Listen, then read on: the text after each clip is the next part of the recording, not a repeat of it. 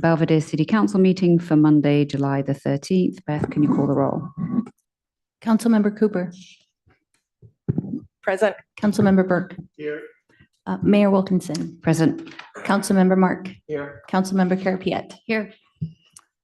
Great. We will adjourn into closed session. Do I have to read the items or not? No. Okay. Sorry, not awake. Is there any public comment on the closed session agenda items? There are no public present. Okay, thank you. And we will adjourn.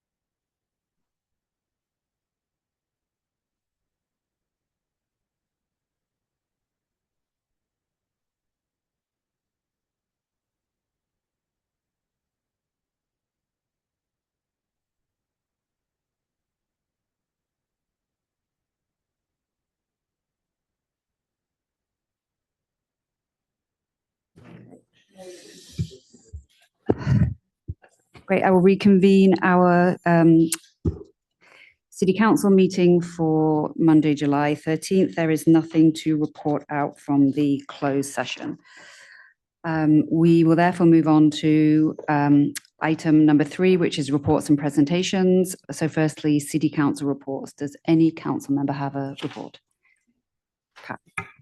So I attended the RBRA meeting this month, or actually last week, and we were able to receive funds from the Marin Community Foundation to a grant for the monitoring of the eelgrass with a new submersible device, and also that the county added to their 26-27 budget the $300,000 shortfall for the housing in the current RBRA budget.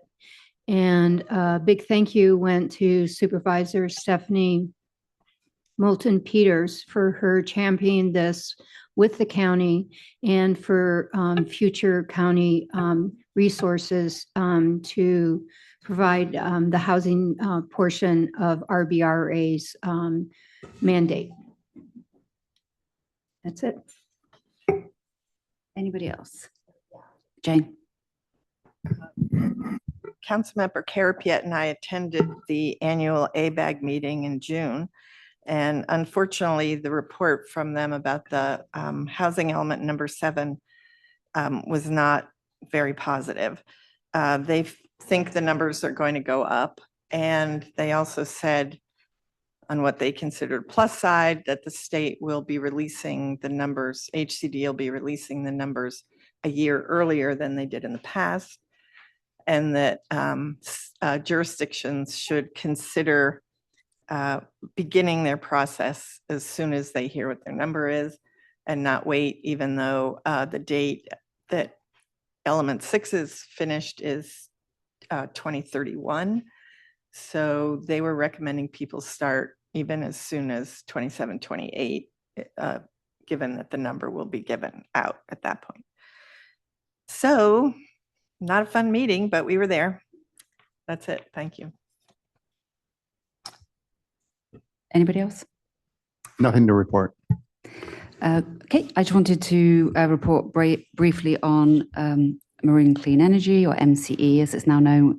I serve as Belvedere's representative to that agency, and MCE provides electricity generation to almost all residents in Belvedere. It's gone through some pretty significant changes over the last month. There was a very critical grand jury report that was published, and the longtime CEO departed from the agency in the past month as well. It's a challenging time for Marine Clean Energy, but I regard these changes as an opportunity to strengthen MCE, and the board is working aggressively to has hired an independent governance consultant to look at the board structure, as well as put in place a search committee to look for a permanent CEO. Sitting on this board, I have always advocated for strong governance and procurement decisions that balance affordability, reliability, and our climate goals, and I will continue to do so, and do think that these changes, while difficult, will lead in that direction. If nobody has any further comment from the dais, can I see whether there's any public comment on City Council reports? Seeing none in the room, is there anything online? Mayor Wilkinson, there are no hands raised. Great. In that case, we'll move on to 3B, which is our city manager report. Robert. Yes, good evening, Mayor and council members. We do have a full agenda tonight, so I'll be brief. I wanted to point out a new item category on the agenda this evening. It's number 7, future agenda items. Many agencies include this as part of the regular meetings. I think it's a helpful tool and a transparent way for council members to suggest issues or topics for future consideration. I'll describe the functionality and parameters of that item as we get to it later this evening. Switching gears, Mallard Point has seen some significant movement in the past month. After confirming with legal, the city has determined that most of the conditions of approval for the demolition permit have been met. Staff held a community meeting last Thursday to discuss the nuances of the project with residents and answer questions. The city committed to double checking again that all the conditions of approval for the permit have been satisfied, and also posting some requested documents to the city's website. As of today, we do expect to issue the permit very soon. One ongoing challenge with this project has been communicating complex ideas and consistent updates to the community. To address this, the city has established a working group that will meet weekly to review the project status, timelines, deliverables, and community inquiries. On the Monday following each meeting, the group will issue a weekly update to community members subscribed to the Mallard Point updates. Members of the working group will include the Director of Planning, the building official, city engineer, and council members Burke and Mark. In the meantime, the community members can submit questions or feedback via the Report an Issue feature that is on the city's website. So that's all I have for now. I'm happy to take questions. Do council members have any questions for our city manager? I did have one question about Mallard Point. I know that there was a lot of comments at the meeting on meeting the COAs, as you mentioned.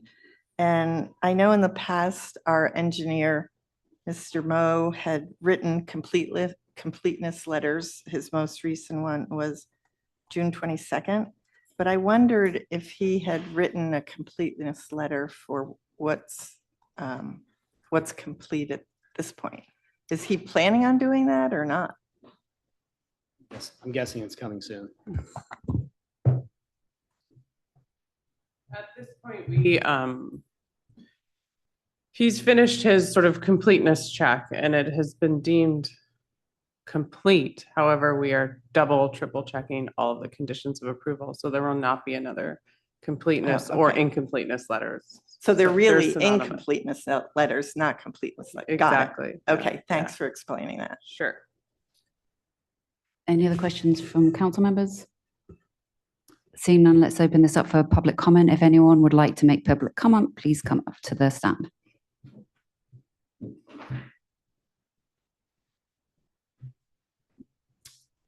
Although it's not required, if you wouldn't mind just saying your name and limit your comment to 3 minutes, please. And speaking to the mic, please. Yeah, is it on? Is it on now? No? Yeah? Yes. Yep. Let's say close to it. Closer? Yes. Like that? Okay. Good evening, council members and Mayor Wilkinson. My name is Robin Watson, and I'm speaking on behalf of the Belvedere Residents for Intelligent Growth, BRIG. On July 9th, our attorney sent Director Marwick a detailed letter about the Mallard Point demolition permit. That letter isn't a request to open the Mallard Point approval. It asks the city to do something much simpler, explain its reasoning in writing before 22 homes come down and the residents displaced. Specifically, we asked the city to confirm that the June tentative map extension did not approve standalone demolition.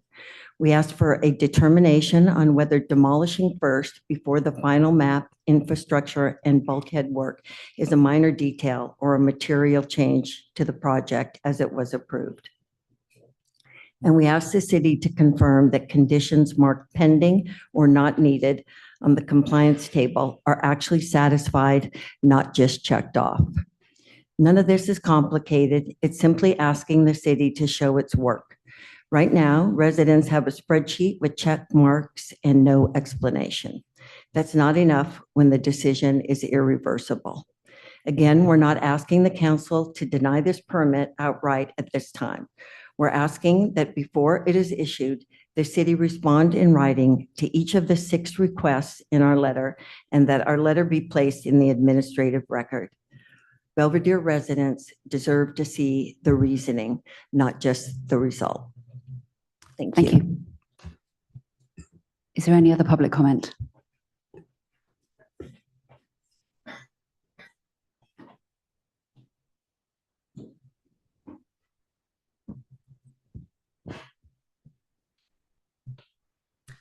Good evening. My name is Randy Binstock, and I'm a Belvedere Lagoon resident and have been since 1984.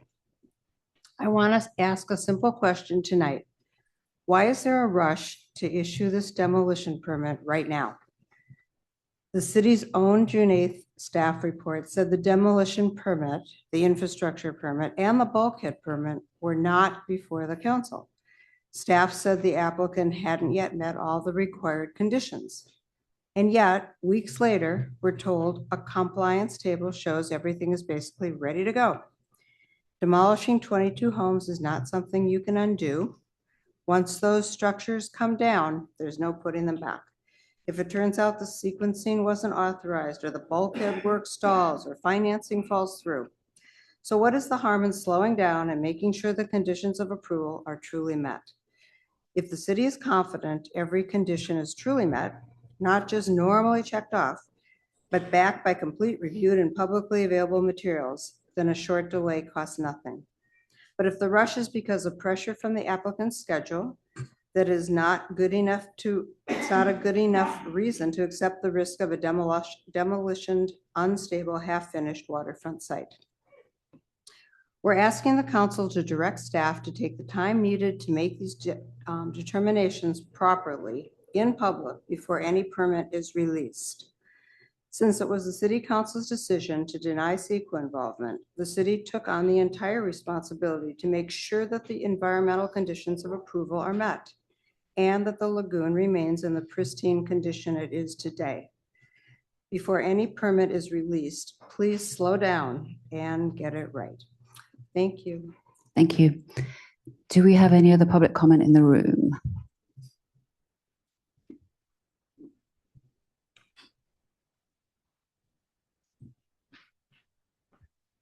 Good evening, Mayor Wilkinson and City Council. My name is Kathy Storr, and I'm a resident here in Belvedere. I want to talk to you about what actually happens on the ground if this goes wrong. First, the Belvedere Lagoon. The bulkheads along this site are old, and the Army Corps authorization for that work has already expired. The applicant's own materials say there's no construction or drainage work included in that permit, in this permit, but demolition equipment operating right next to the aging, unpermitted bulkheads is not nothing. If those bulkheads are disturbed or destabilized during demolition, we could see erosion, sediment, and water quality impacts in the lagoon that this permit was never evaluated against. Second, think about what the site looks like if construction doesn't follow on schedule. This applicant has told the city there is no material change to its plans, but it's now proposing to knock down 22 homes as a standalone first phase with the final mapping, financing, infrastructure, and bulkhead replacement all still unresolved. If any of those pieces stall, and big waterfront projects stall all the time, Belvedere is left with a fenced, vacant, demolished lot on the lagoon, not for months, potentially for years. We are asking the council to require a real stabilization plan and a bond big enough to actually secure the site, not just cover debris removal, so that if this project stalls, Belvedere isn't left holding an eyesore and an environmental risk on the waterfront. Thank you. Thank you. Do we have anybody else? Come on up.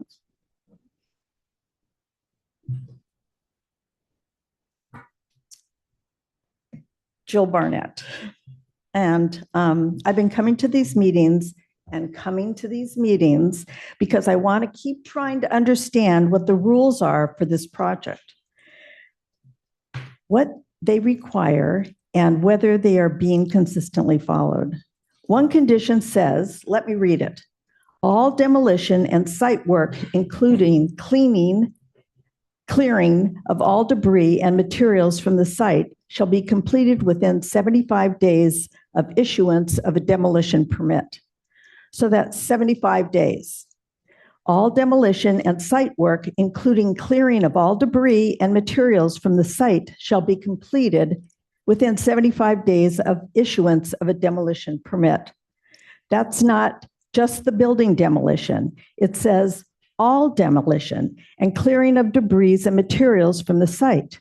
But the current demo permit application is only for the buildings, not for the bulkheads, not the roadway, not the utilities, not the docks. Those demolition permits are still to come or pending with unresolved technical issues, various approvals, and expired agency authorizations still being worked out. So here's the question. How exactly does a 75-day clock work when major parts of all demolition and site work aren't even part of this demo permit? Is it the city applying the 75-day deadline only to this particular demolition permit? And doesn't that contradict the condition as it's written? Then what if the rest of the demolition work can't realistically happen in 75 days? What happens to the site after 75? If bulkhead permits, site improvements, final map approval are still pending, will it be left vacant until the bulldozers move in again? Before the demolition permit is issued, we're asking the city to require the applicant to show in writing a realistic schedule that actually accounts for the full scope of demolition work the condition requires, not just the portion that's convenient to schedule first. That seems like a reasonable request to make sure the city is following its own rules. Thank you. Thank you, Jill. Is there any more comment in the room? Seeing none, is there any comment online? There are no hands raised. Great. In that case, we will move on to 3C, which is our police chief report. Jason, good evening.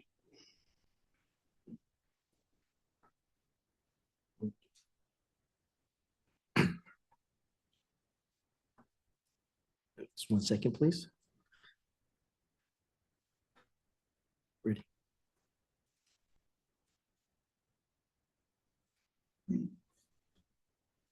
Thank you. Good evening, Mayor Wilkinson, council members. Tonight, I am pleased to present the Police Department's second quarter report for 2026.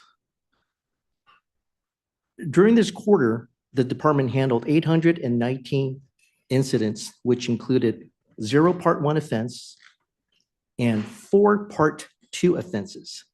The remaining 815 incidents were classified as all other incidents. And also during this quarter, the department conducted 33 traffic stops, made 1 arrest, referred 1 case for prosecution, and assisted Tiburon Police Department on 2 occasions. During this quarter, we also updated 27 lexible policies in alignment with best practices or legislative updates. And these updates are detailed in the staff report.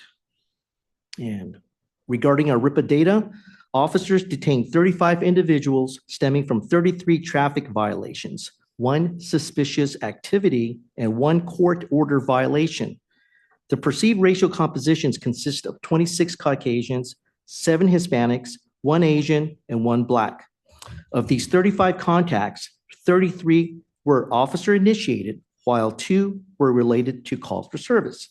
In all, BPD issued 7 citations, gave 26 warnings, made 1 arrest, and no action taken. During this quarter, PD personnel also attended in-person or online training that were either mandated or for knowledge and skill enhancements. And lastly, as part of our community policing, we always take great pride and joy in participating in community events. And I just want to update, unrelated to our quarterly report updates, the PD is currently working with HR on the open announcement to fill the 3-year term police officer position along with reserve officers positions. And with that, I'm available for questions. Thank you, Chief Wu. Does any council member have a question? Thank you, Chief. I appreciate that update. On your previous slide, you mentioned assist Tiburon officers who are 2 for this quarter. Do you have the reciprocal reverse of that? How many times did Tiburon assist us? No, I have not been tracking those. However, I could start tracking those. I'd just be curious. It'd be interesting to see, on a reciprocal Sure. basis, how that works. Thank you. Okay. Any other questions? Seeing none, Jason, just like to comment again that the increased patrols around the community are very much appreciated by many people in the community. So thank you very much for organizing that. Thank you for your kind words. Okay, let's open to public comment in the room. Seeing none, do we have anything online? There are no hands raised. Okay, great. Okay, we'll now move to item 3D, which I think most people in this room are here for. So sorry to keep you waiting this long. This is for the swearing in ceremony for the promotion of Police Officer Katie Cullen to Sergeant. So I think this is for you, Jason. Thank you very much. Honorable Mayor Wilkinson, council members, and distinguished guests. We are here tonight to celebrate a major milestone for our department and our city. We are not only swearing in a new police sergeant, but we are also swearing in the first ever female police sergeant in the history of the Belvedere Police Department.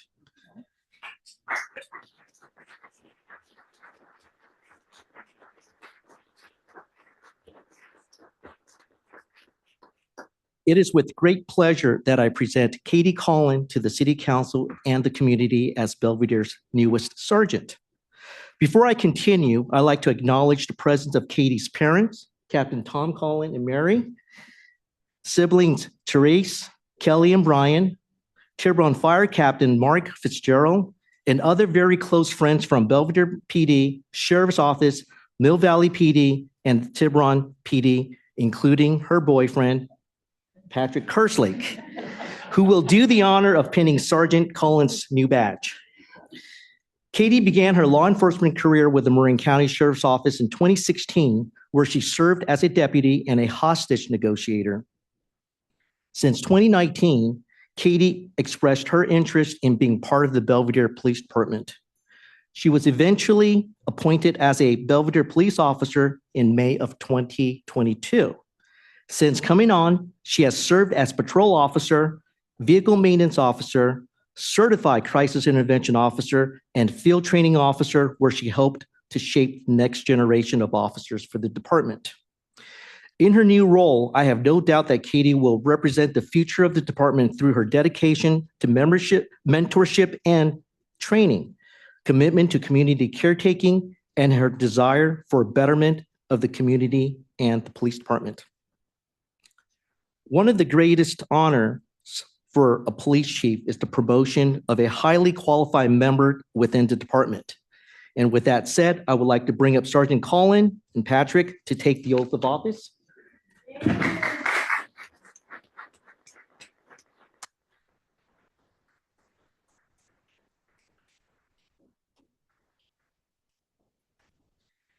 I ask who our youngest audience member is here?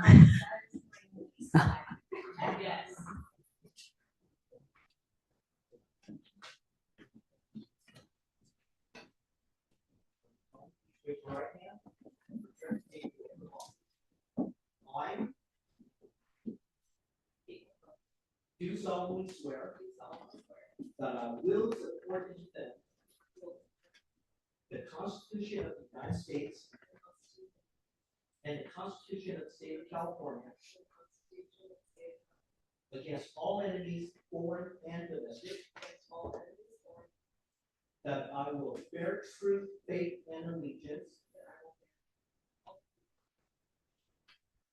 to the Constitution of the United States and the Constitution of California,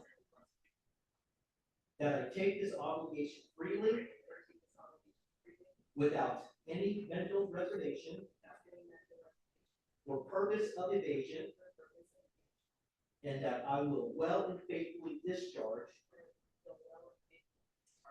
the duties upon which I am about to enter.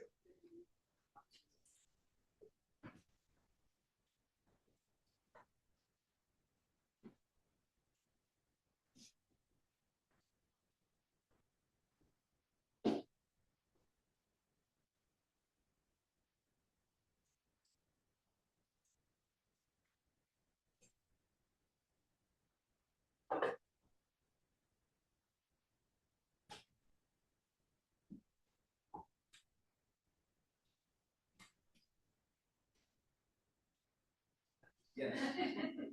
Okay. With that, I present you Sergeant Chief Paul.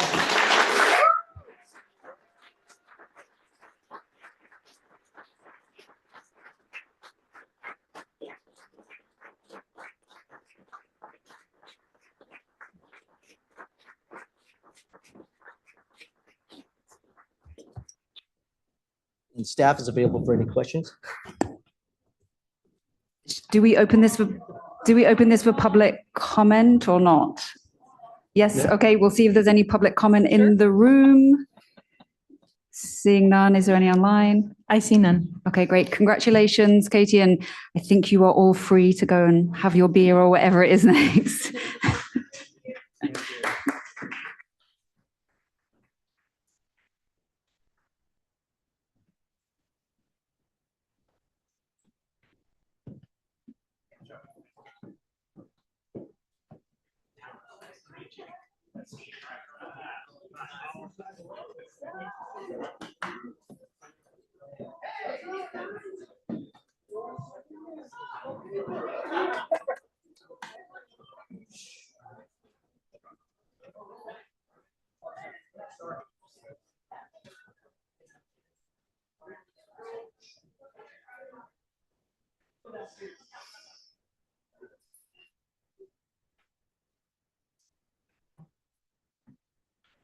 Okay, we will move on to item 3E, which is an update on the Beach Road seawall stabilization project.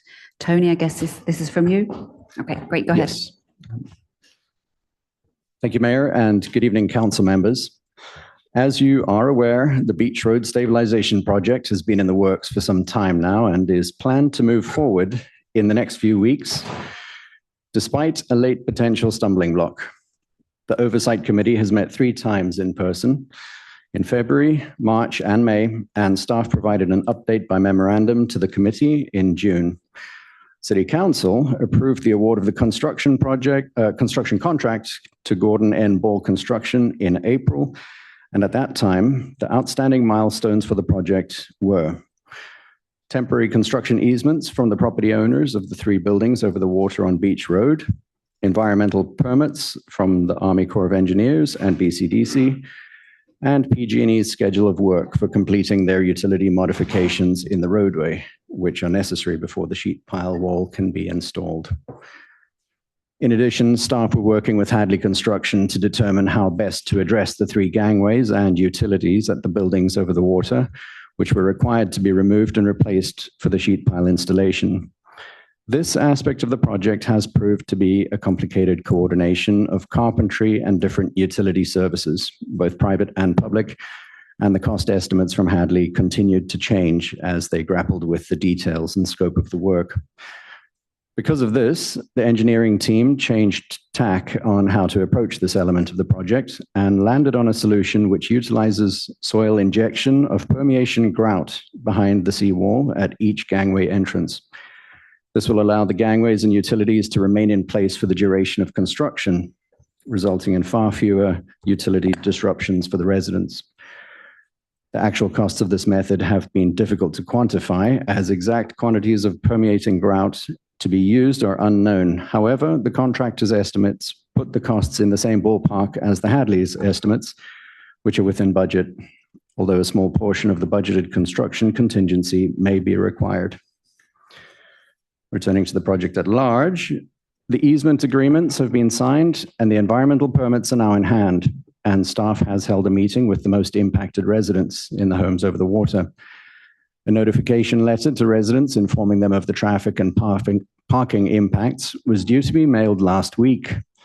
However, a change in PG&E's schedule emailed to the city last Wednesday paused the project schedule. PG&E informed the city that their crew was delayed by 3 weeks, and instead of starting work on the 13th of July today, they could only start on August the 3rd with an anticipated completion date of August the 14th. This would have pushed the Gordon End Ball schedule beyond the October 30th deadline. The city escalated its communications with PG&E, and today they informed staff that they will be starting sooner than the August 3rd date, possibly on July 20th, and even possibly later this week. Staff met with Gordon and Ball today to share the PG&E update. They will be meeting with PG&E later this week to discuss whether an overlap in work schedules will be possible, and they've expressed willingness to coordinate with PG&E to keep the Beach Road project on schedule. If there is no option but to delay their start to until August 3rd, Gordon and Ball will have exactly 64 work days until October 30th to complete their work, one less than the scheduled 65, but a much more manageable schedule change than 2 full weeks. Finally, staff are aware that a project that lasts for 3 months will have impacts on residents, not just in the vicinity of the project, but across the city. Staff will continue to work with the Oversight Committee on project progress. And along with staff, the construction management team of Foth Engineering will have Adrian Cormier on the ground to interface with residents on any questions or concerns they may have. A web page on the city website will go live this week and will provide information and updates. And an item will be included in the Belvedere Breeze this week and likely in the coming months to share information and updates on this critical infrastructure project. And with that, I will be happy to take any questions. Any questions for Tony? Just real quick, you mentioned the breeze as well as the traffic and impacts letter to the neighbors. Don't lowball that would be my suggestion. Like, really let people know what it is. I don't know if you want a single topic blast, but certainly something. I would get that information out there, what people to expect as far as any traffic disruptions. There's always going to be parking disruptions and some traffic disruptions during the times of it, but be clear and explicit about that so people know what to expect. Yeah, absolutely. The letter, the notification letter that we're sending as well includes a QR code that will let people go straight to the webpage on the website, which will have a lot more information available. What's the radius of that, though? Well, we were discussing that this week because it's actually quite difficult to draw a line around where sort of impacted residents, but not too impacted, where that might be. So at this point, we're looking at a citywide notification letter. Okay. Yeah. I would support the citywide notification letter just because no matter where you live, you drive down Beach Road at some point, and sometimes other people do use it more, really no matter where you live. So at some point, everybody hits Beach Road often during the week. So it's probably a good idea, at least for that initial one, that everybody knows. Yeah. Yep, definitely agree. But that was great news. I was expecting lots of horrible news from you. So you started out with this depressing news, but you turned it around. So about the walkways was great to hear. The PG&E responded to the city's requests. This was great to hear. So let's hope they do what they promise. And Tony, thank you for that report. I did have one question as I was listening to you. When you talked about that they would be able to have hopefully 64 days to finish the project. If you get into that position where days and everything start really counting, would the city consider looking at our normal construction hours and maybe allowing construction to start a little bit earlier, or even consider, I know the third rail of working on weekends have really got pushed into it. Just so that we could meet the deadline as sort of an absolute outside consideration. Yes, I think that is definitely something that we would look at, and hopefully we wouldn't have to deal with it, but that would be one way to give them a little extra time. Okay, great, thank you. And the 65 days was the full scope of the work. That's not necessarily the in-water work, and so hopefully they can skew that to the earlier part of the project. I know they can't do it exclusively, but some flexibility there to be sure. Yes, yeah, and actually a little less flexibility than I had expected. Yeah, basically they've sort of organized a very efficient sequence of work, and the last item is to cut the sheet piles down to size along the seawall, which is on the last thing. In the beach. And that's after, because there's a layer of concrete that needs to set and cure for 7 days before that. And so they have to wait for that before they can cut it. And Just one final quick comment. The escalation that Tony is referring to is some work by our mayor. So thank you on that. You're welcome.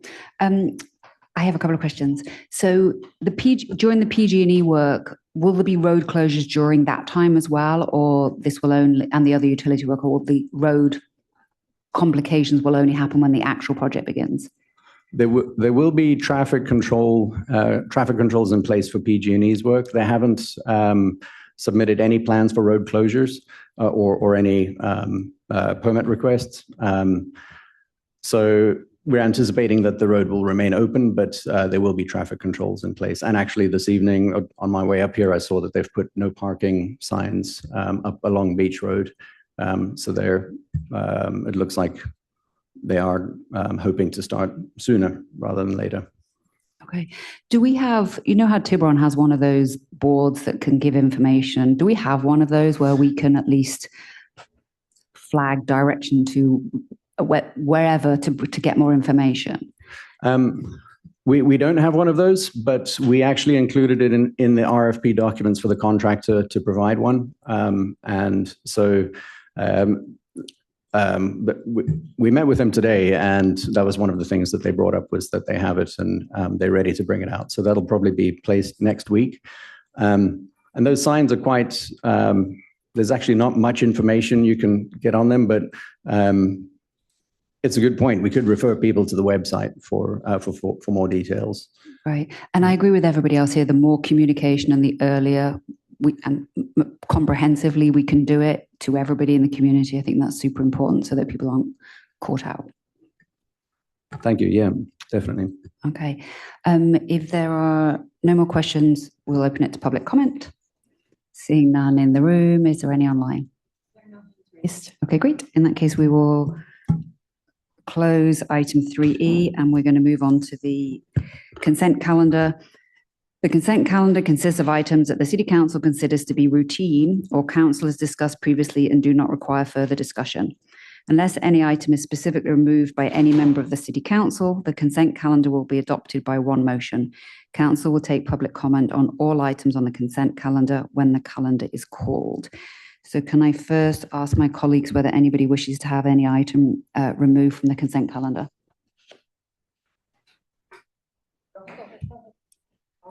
I don't know if I need it removed, but I have one question about B, one question about C, and one question about D. Okay, anybody else? She said B, C, and D. Did you say D? No. B, C, D. Oh, D. Okay, that was my question. Okay, so rather than pull these, Andrew, I can just ask the questions directly, or ask Jane to ask her questions directly. Yes, let's see how simple or complicated the questions are, Okay. if you don't mind, Mayor. Okay, and if it can't be answered now, this question could be answered another time. It's just that it came up. I was asked to explain what the 980 work week literally means. And so I don't know if you can explain that in a short. compact way? Yeah, so most staff work the 980. It's five days 1 week with an 8-hour day on Friday. And then on the second week, it's 4 9-hour days. So it's a 36 and a 44. Okay. They're always 9 hours except for that one Friday. So, Okay. 4 9-hour days. Okay. 9 9-hour days. The second 9. week is 4 9s hours. That's So, why it's 990. I didn't realize that. I That's why it's know, that's 990. I never knew that. right. oh, 980. Now it makes sense. Now it helps. Okay, and then do you want Pat to ask her B question? Which? She's got G. Oh, D. So Okay, you're on sorry. 4C. Then in attachment A under salaries, just out of curiosity, where would our new sergeant be placed on that salary schedule? Do you know that? Where in the police salary? Yes.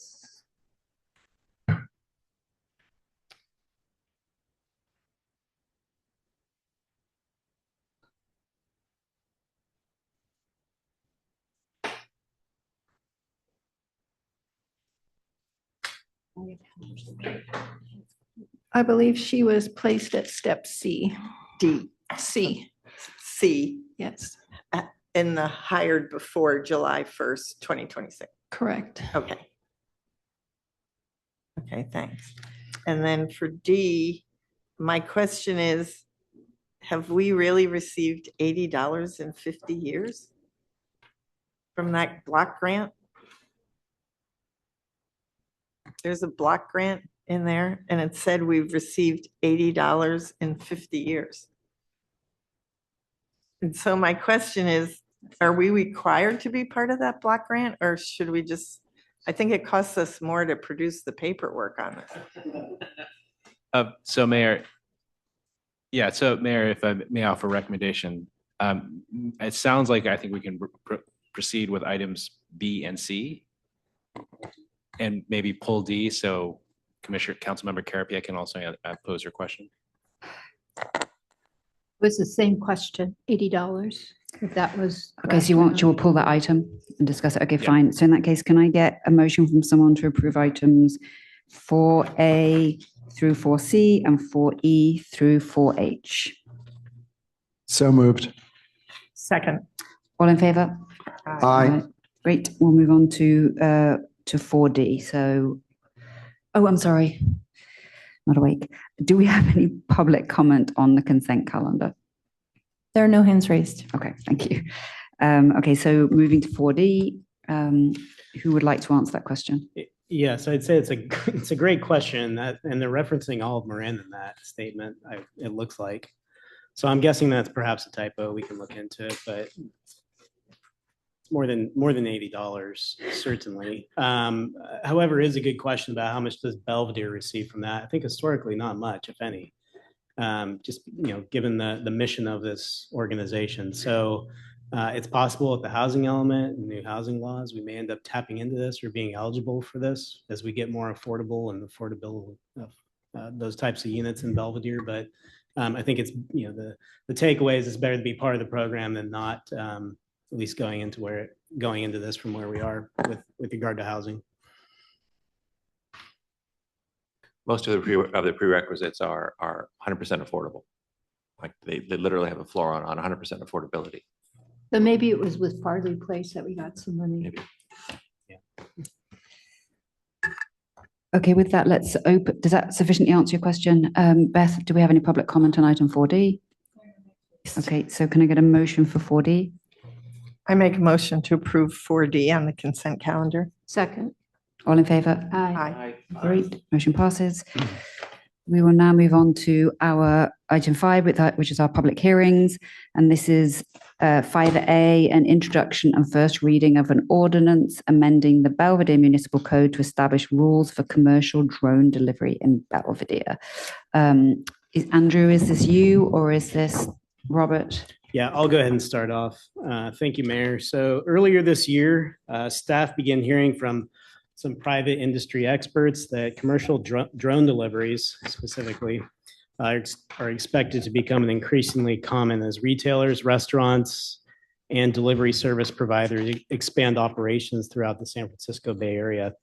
Rather than responding after commercial drone delivery becomes established, the proposed ordinance takes a proactive approach by establishing a local regulatory framework that addresses the ground level impacts of these operations, while also recognizing the Federal Aviation Administration's exclusive authority over aircraft operations and airspace. Consistent with that division of authority, the ordinance does not regulate drone overflight, flight paths, altitude, or aircraft operations. In broad terms, the ordinance does four things. First, it regulates where commercial drone delivery facilities may be located. Second, it establishes rules for delivery-related activity on both public and private property. Third, it includes standards to protect privacy, minimize nuisance impacts, and preserve public safety. And finally, it provides the city with enforcement tools should violations occur. The ordinance is intended to ensure that commercial drone delivery can occur in a manner that's compatible with Belvedere's residential character, public safety, and quality of life. Barring any changes this evening, staff is requesting that the City Council introduce the ordinance, waive a first reading, and direct staff to return for adoption at the next regular City Council meeting. Andrew and myself are both available if you have questions. Do any council members have questions? Kevin. I just had one. Is in the amendment, it was, I think it was 20 more deliveries per month shall constitute repeated or systematic use of the property. I was just wondering where the 20 came from. That was a number that was selected in consultation with the mayor. And certainly that is not a number that is set in stone. That is something within the council's discretion if you want to move it up or down. Thank you. Any other questions? I have a ton. Okay. Sorry.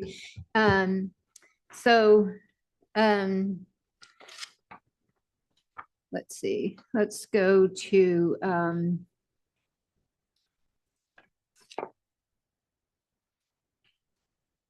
I guess a lot of my questions refer to things like authorized by the city. So it's not clear in this code what that vehicle is going to be and how we're going to have authorized by city. Is it going to be done with a permit? Is it going to be done with a license? The same around written consent. What's the vehicle? What are the control measures? How do we know who has or who has not given written consent? Is it going to be something that's going to be done online? I mean, it says we're going to be doing this, but you know, there's nothing here that says you have to get a permit or it's a license. That'll be an online registration. I mean, who's going to control this online registration of who's signed up or not? You know, nuisance impact on neighbors. You know, what might be fine with me may not be fine with another. And then that comes into how do we define what what a nuisance is? I mean, do we use our noise ordinance? But then how do we regulate the sound of a drone and what that sound is depending on who the delivery vehicle is?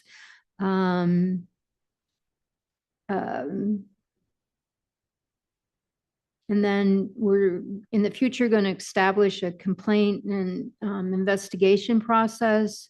My questions were is when are we going to do that? Who's going to be responsible for that? And then does anybody else have questions? Because I then go into certain sections. Why don't we, because you've listed about 20 questions, should we take them one by one? Is that going to be easier? So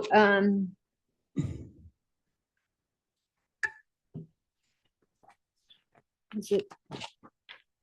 Oh, so that's where we are. So in the actual staff report, in the purpose of the ordinance, in number 2. It says required conditional permit for a commercial drone delivery facility. And then it says elsewhere in the city. I'm not sure if elsewhere is the right word or if it should have been anywhere. I was just questioning that. And then in number 3, it talks about prohibited commercial drone deliveries, and it says authorized by the city.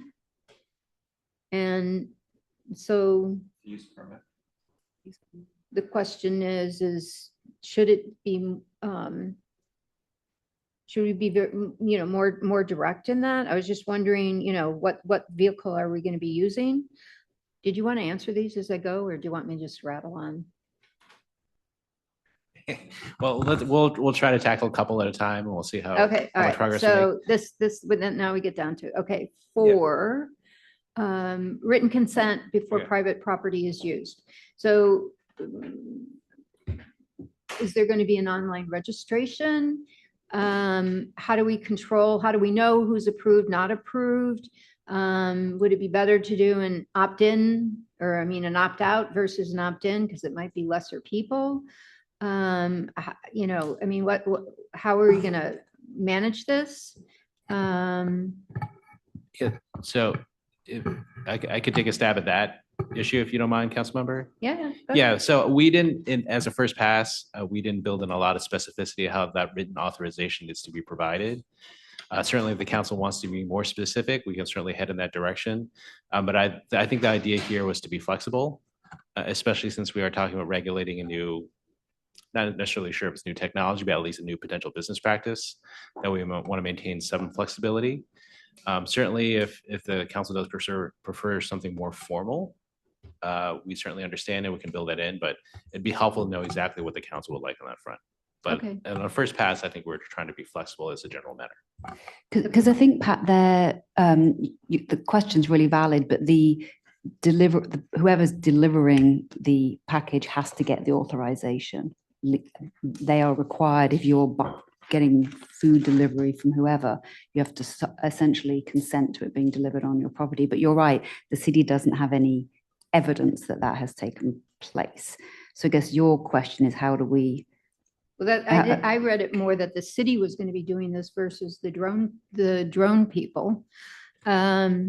Anyway, so if that's the case, it just wasn't clear to me that we were talking about that the drone people would have to get this consent.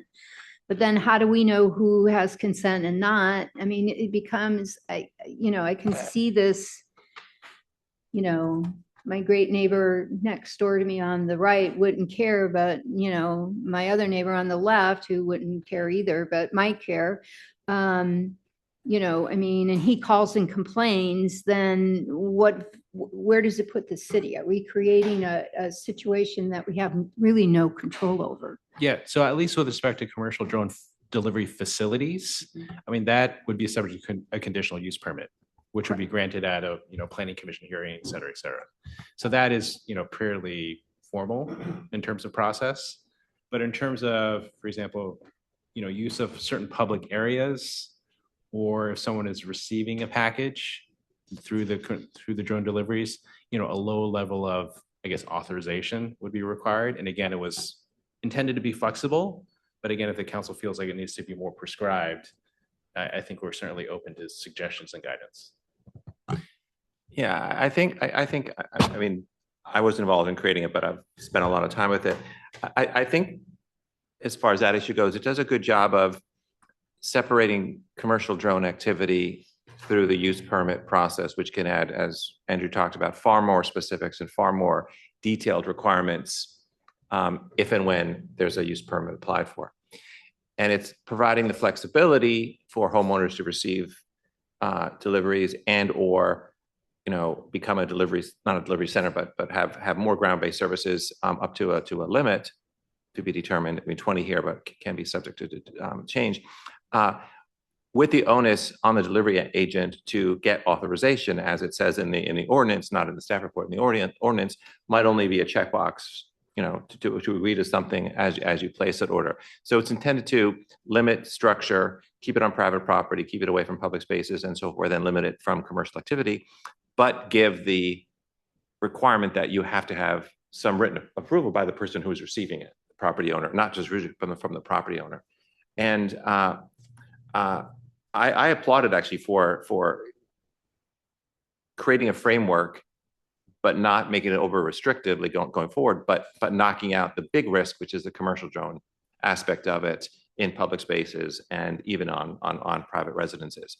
I only say that because I think that knocked off a couple of your questions. Okay. So, okay, so then I go into, did anybody else want? No? Mm-mm. I have a lot of comments, but we'll wait. I mean, let's do the questions first, and then we can bring it back to I discussion. realize that the staff report is bringing up things that are in the municipal code, they're not writing in the staff report what exactly The code is more relevant. the process Well, I is. know the code is Yeah. more valid, but it's not also addressed in the code either specifically. Yeah, I mean, I had a lot of questions along the same So line. I can How go is that into the gonna happen? code. And let's see.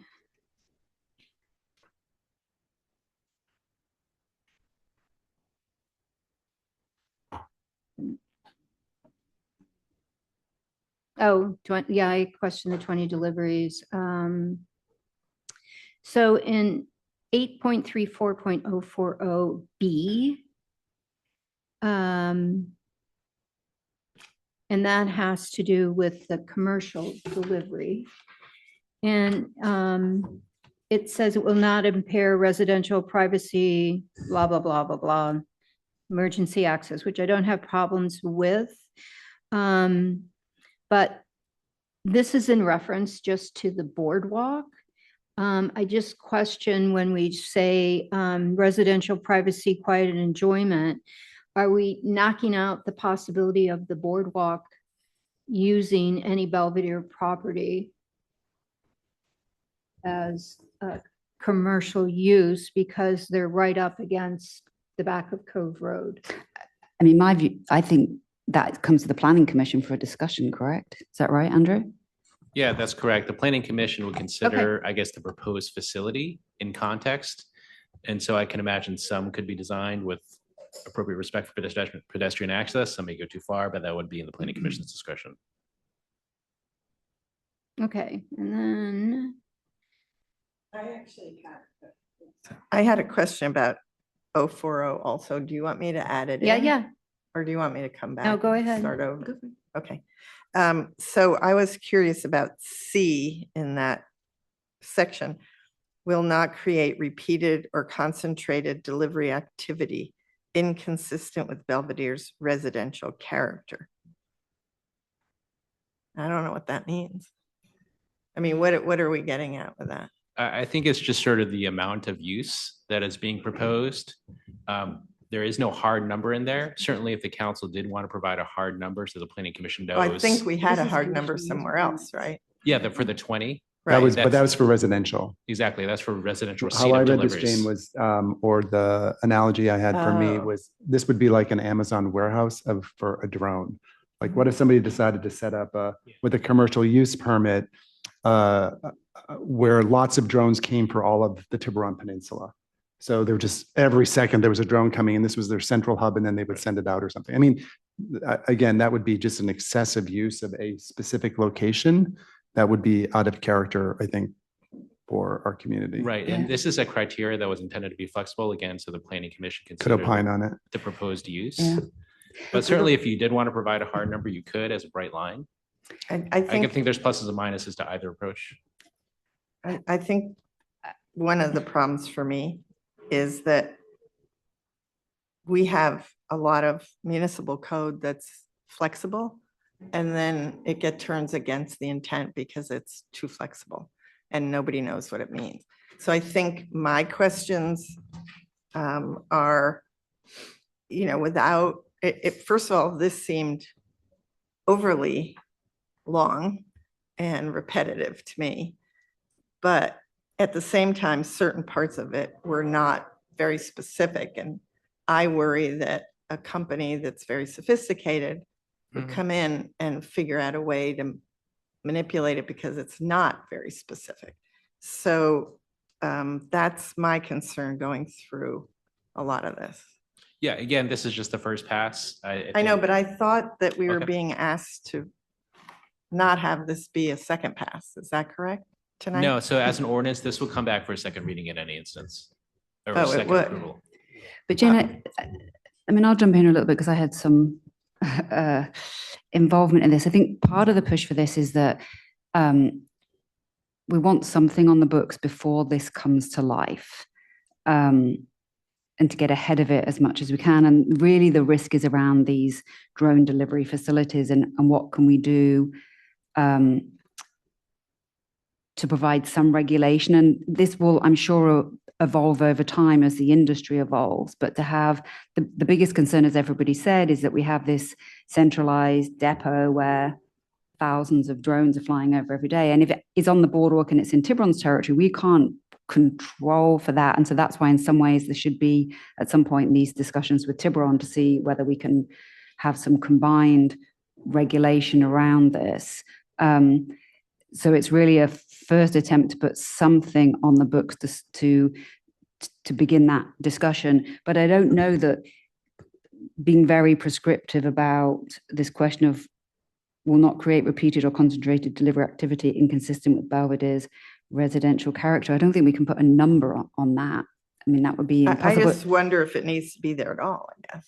It doesn't mean anything to me. It's not saying anything. It's just a finding requirement for the permit for the use permit, which gives the planning commission So more I guess- discretion. If it's not there, they Yeah. don't have discretion over character. So I guess I'm confused, which I fully admit, because I found this very confusing. And I read it many times until I was going crazy. So this facility thing can only be constructed in a commercial zone, not in a residential zone. Correct, not allowed in Okay. residential areas. So since it can only be in a commercial zone in Belvedere, our only commercial zone in Belvedere is the back parking lot of the boardwalk and maybe the nursery school. Yes, it'd be Okay. very small areas of Belvedere. So we've written this whole thing about those two small areas. Mhm. And I think that's what's confusing about it, because I don't know why we just don't say there's no, these are where we have commercial zones and this is where it relates, and then go into it rather than the confusion of feeling like it could be on private property, or if someone uses it more than 19 times, it becomes a facility, but yet it can't be a facility because it's a residential. So that's where I'm just confused by it. We have such a little commercial area, and I agree with Sally. I think it's mostly Tiburon that could have a facility there. And then we really do need to work with them to figure out if they're going to set anything up, because for us, this whole thing is only relating to a very tiny section of possibility. But if we don't have something on our books, Amazon just decides to buy the nursery school and we have nothing there, and they I'm set up not their saying drone have delivery. nothing on the books. I'm saying this is so complicated. But I think it's tiny. but I think it's trying to balance the needs that some people are going to want to take an occasional dinner delivery from San Francisco, and we shouldn't disallow that. And some people want medical deliveries, and those things should be allowed. It's a question of when does it become a nuisance to the community at large. So having some cap on the number of deliveries a month, and who knows I don't know what that appropriate cap is. I mean, 19 per household seemed very high to me. Well, but- I think in 5 years that might be pretty Yeah. regular. I mean, I did watch all the videos. I mean, at this point that we're writing it, they're only delivering things that are between 2 and 4 pounds. Right. They can't deliver on hills and a lot of foliage and trees. They're hovering 25 feet high. Right. And then they lower it down to a flat area. And if you notice in the videos, everything looks more like you're not in California, or maybe Urban you're background. in Nevada, and Right. everything's flat, Right. right? And so But the technology will evolve as well. I and get s- that, and but then our code would also need to evolve. I'm just saying right now, we are coming at this so early in the process that we don't know what's going on with Tiburon. I'm not against having something. I just think this has a lot of loopholes, and I think it's confusing. I think we should have something. I'm hoping that we could have something that's easier to read and easier to understand. And I don't know what that means. I mean, you know, I wrote, like, could we use the word residential in some of these where it's hard to even know, is it residential or non-residential?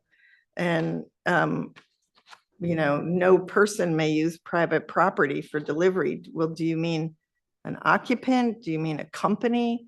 What does that mean? No person may use private property. Isn't it a company that's delivering it? There's no person in the drone, so. Right, but the idea there is that they need the property owner's consent before doing that. Okay, Right, before delivering the package, it needs to be the, you know, owner asking for it, right. right? And the other thing, if we don't put anything down on paper, if these deliveries start happening and people don't have space on their own property, because a lot of people don't, they might start getting deliveries in the middle of the road. If we don't Well, and I regulate, agree, if we that don't should regulate for definitely, I that. think all the public stuff should absolutely be there.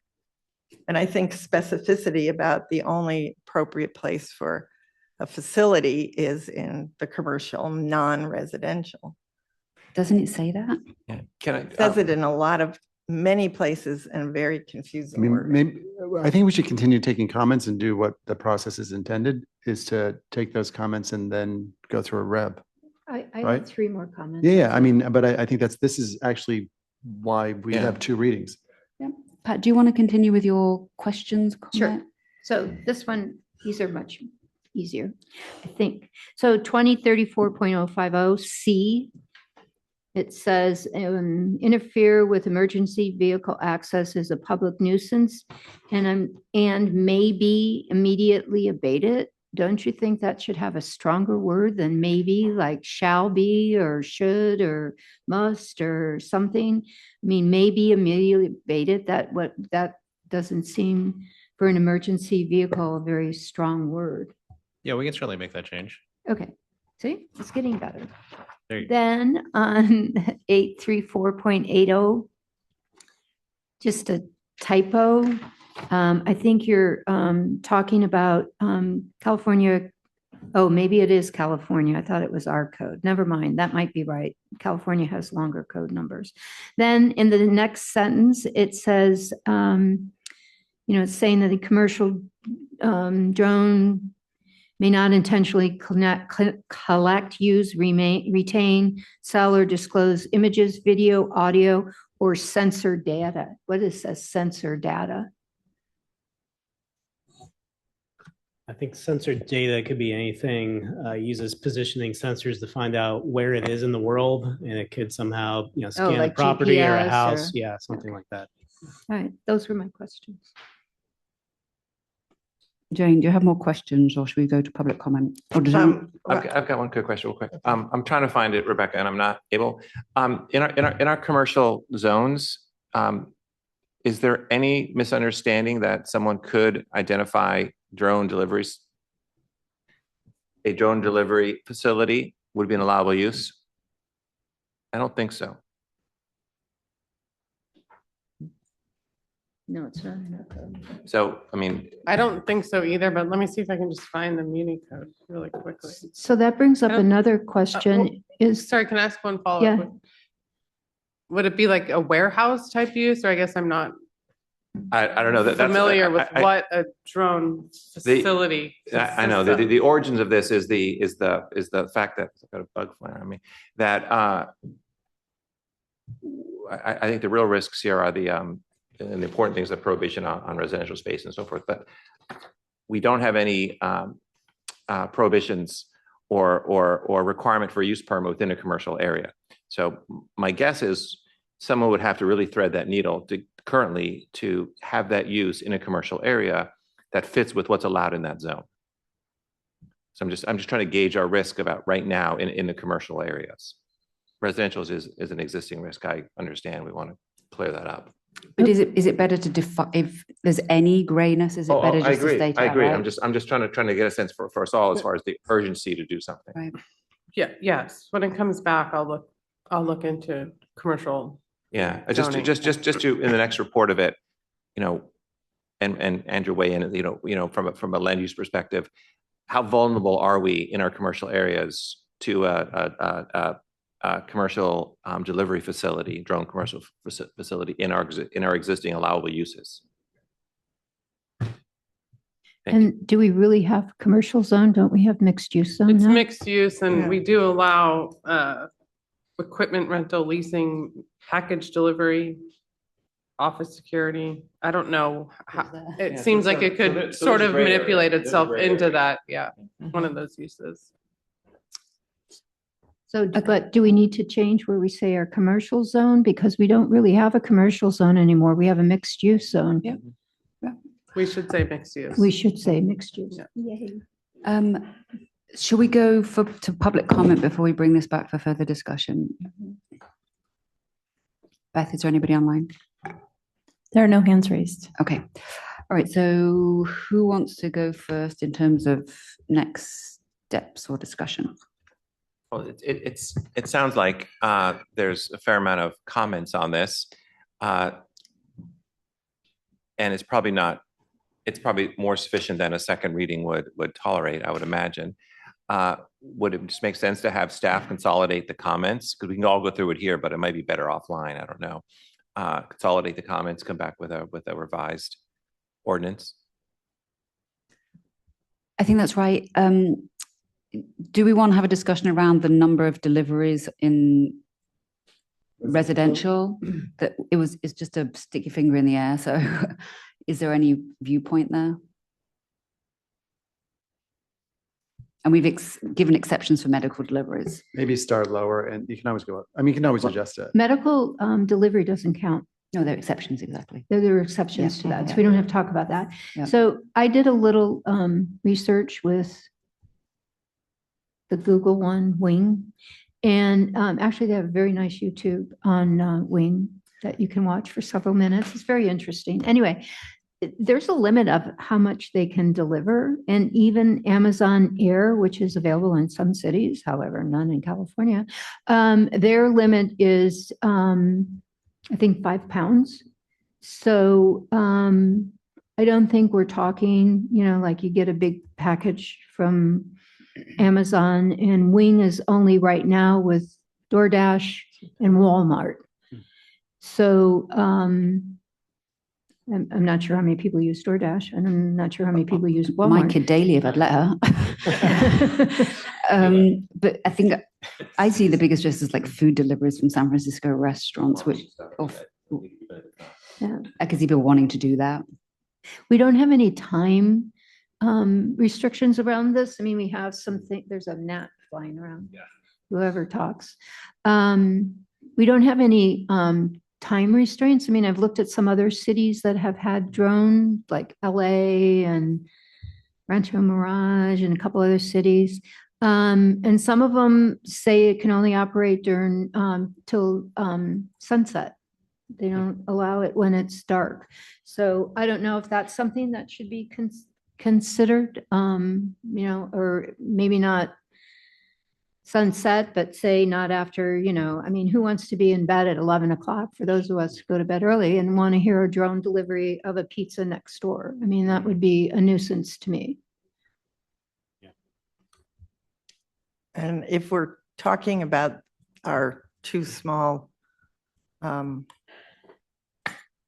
potentially commercial areas for facility, do we want to put anything in there about a distance from houses? Could we add something like that?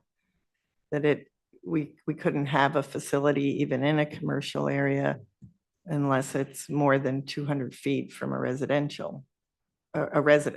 I don't know if that's possible. That wipes out the whole boardwalk. I mean, why even bother? Why even bother having this if we're going to be within 200 feet? I mean, the whole back of our mixed use zone is within 200 feet of houses in every direction, anything that's zoned MU. So we would just rule out any commercial use at all if we did that. And Andrew, Facility Andrew, if use. we had that, could Tiburon just ignore anyway? If our regulation said you can't come within 200 feet, but it's our rules, not theirs, could they ignore that? It's just for a facility. Yeah, for a facility, meaning, Not for dropping off. so if we had saying you can't have a commercial drone facility Right. within 200 feet, so essentially all of the road behind, Well, that could maybe be that's problematic not if, the if right Tiburon chooses to adopt, to allow that within the boardwalk, would our rules apply? So they would, I think they'd have to, the operator would have to comply. Well, Tiburon can establish its own rules, obviously, for its jurisdiction, Right, right? We can't regulate activities in Tiburon. right. So if it's wholly I within mean, I'm just Tiburon. throwing out 200. I don't Sure. even know how far 200 is. Yeah, 100. but that's, I mean, I 50, think. I don't know. I think Councilmember Carapiat's probably Right. right, though. If it's 200 feet, it's basically saying, Right. just don't, we're not allowing it. Right. And if that's the case, maybe we should just say it. But But I mean, over time, behaviors and expectations will change in terms of the community as well and what they want as this Correct. evolves. And so I think ruling things out completely You can do it, yeah. isn't necessarily the right in the commercial mixed use zone isn't necessarily the right thing either. right. But certainly to one of your earlier comments, Mayor, I mean, given that the boardwalk is a likely location for some of these, at least commercial drone Yeah. activities, I mean, it does seem that cooperation and coordination with Tiburon would be ultimately be required. So wherever we land with this ordinance, I imagine it might be helpful to have a conversation with them. I mean, I think this is a very good conversation, and I do think that this is going to happen, and it's going to happen quickly. I think what we need to optimize for is the use cases that are going to most impact the community. I agree with Jane. I think if we have such limited opportunities for commercial use cases in our mixed use zones, I mean, if it's just those two, I mean, really, for me, what I found very satisfying about the ordinance is that it's trying to protect from all of these drones dropping into Belvedere using public space to deliver to homes. So envision sitting in your home and the drones are landing in the middle of, Edgewater or Golden Gate Avenue to deliver something to a resident. And so I think what this does is it starts to protect those public spaces from use for residential benefit. And I think that's the most important thing right now, because I think that's going to have the most immediate impact on our residents. I do think we have to have something for mixed use as well, but I feel like that's not an edge case, but it's certainly a smaller use case than I think what could happen if people just decide they can land drones anywhere for residential deliveries. Because especially in Belvedere, where not everyone has a level yard, not everyone has a driveway. So I think people will just naturally turn to public spaces in order to get these drones to deliver items. But so what are you proposing for the mixed use zone? For mixed use zones, for those two small places, I think there's a lot of good thinking in the ordinance for that. And so I think we should definitely, require a conditional use permit, and we should go through planning, and there's a process for it. But I think for me, the thing that is most urgent is to ensure that we are clear that public spaces are not available for drone delivery or landing, because I think residential use is going to be the primary use case in Belvedere, at least initially. Yeah, but Jane, your main point is to just make it simpler, make it easier to understand. Exact things that are most important to us right now. Okay. Like the public area, I don't know, maybe number of times per household. I don't know. I mean, I think the idea of drone delivery is fantastic because of traffic. I think in a way it sounds amazing because it would cut down on cars going up and down our streets and Tiburon Boulevard. So I'm not anti-drone delivery at all. I'm just trying to understand. This just reads very confusing and a lot of repetition and a lot of areas where it says,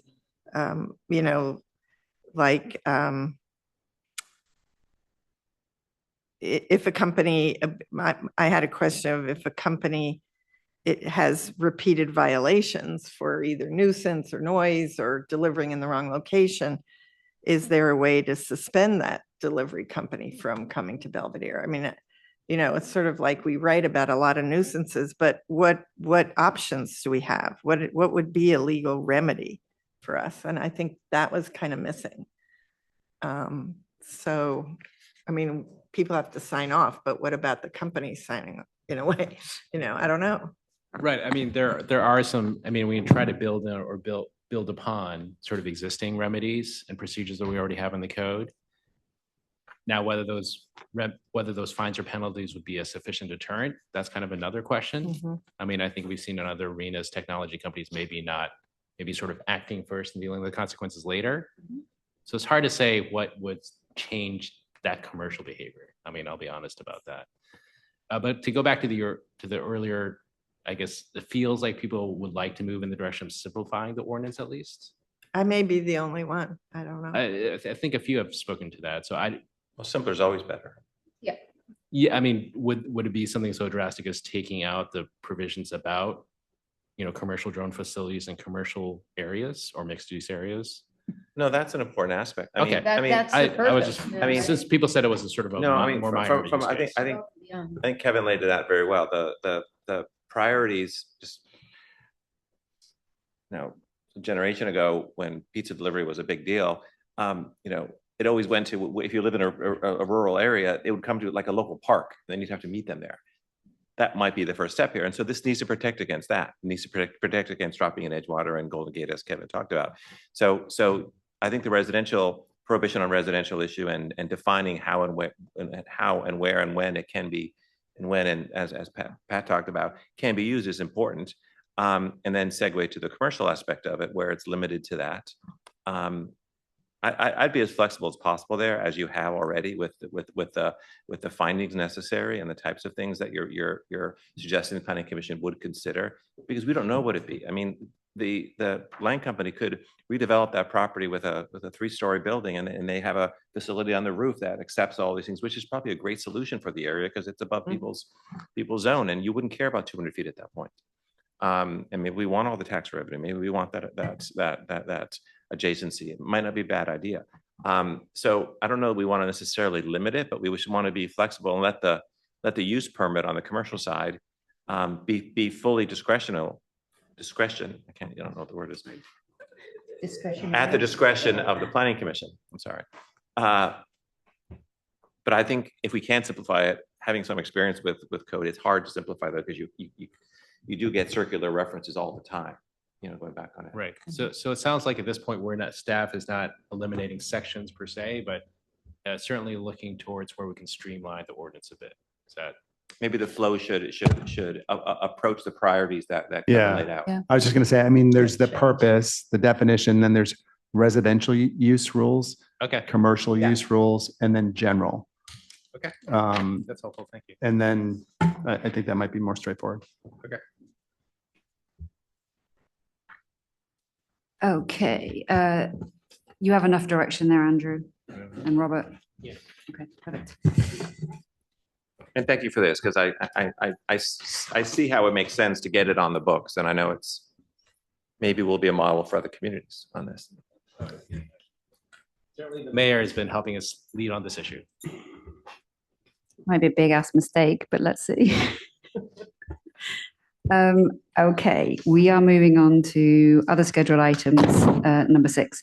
6A is an update and discussion of the fire annexation with the Tiburon Fire Protection District.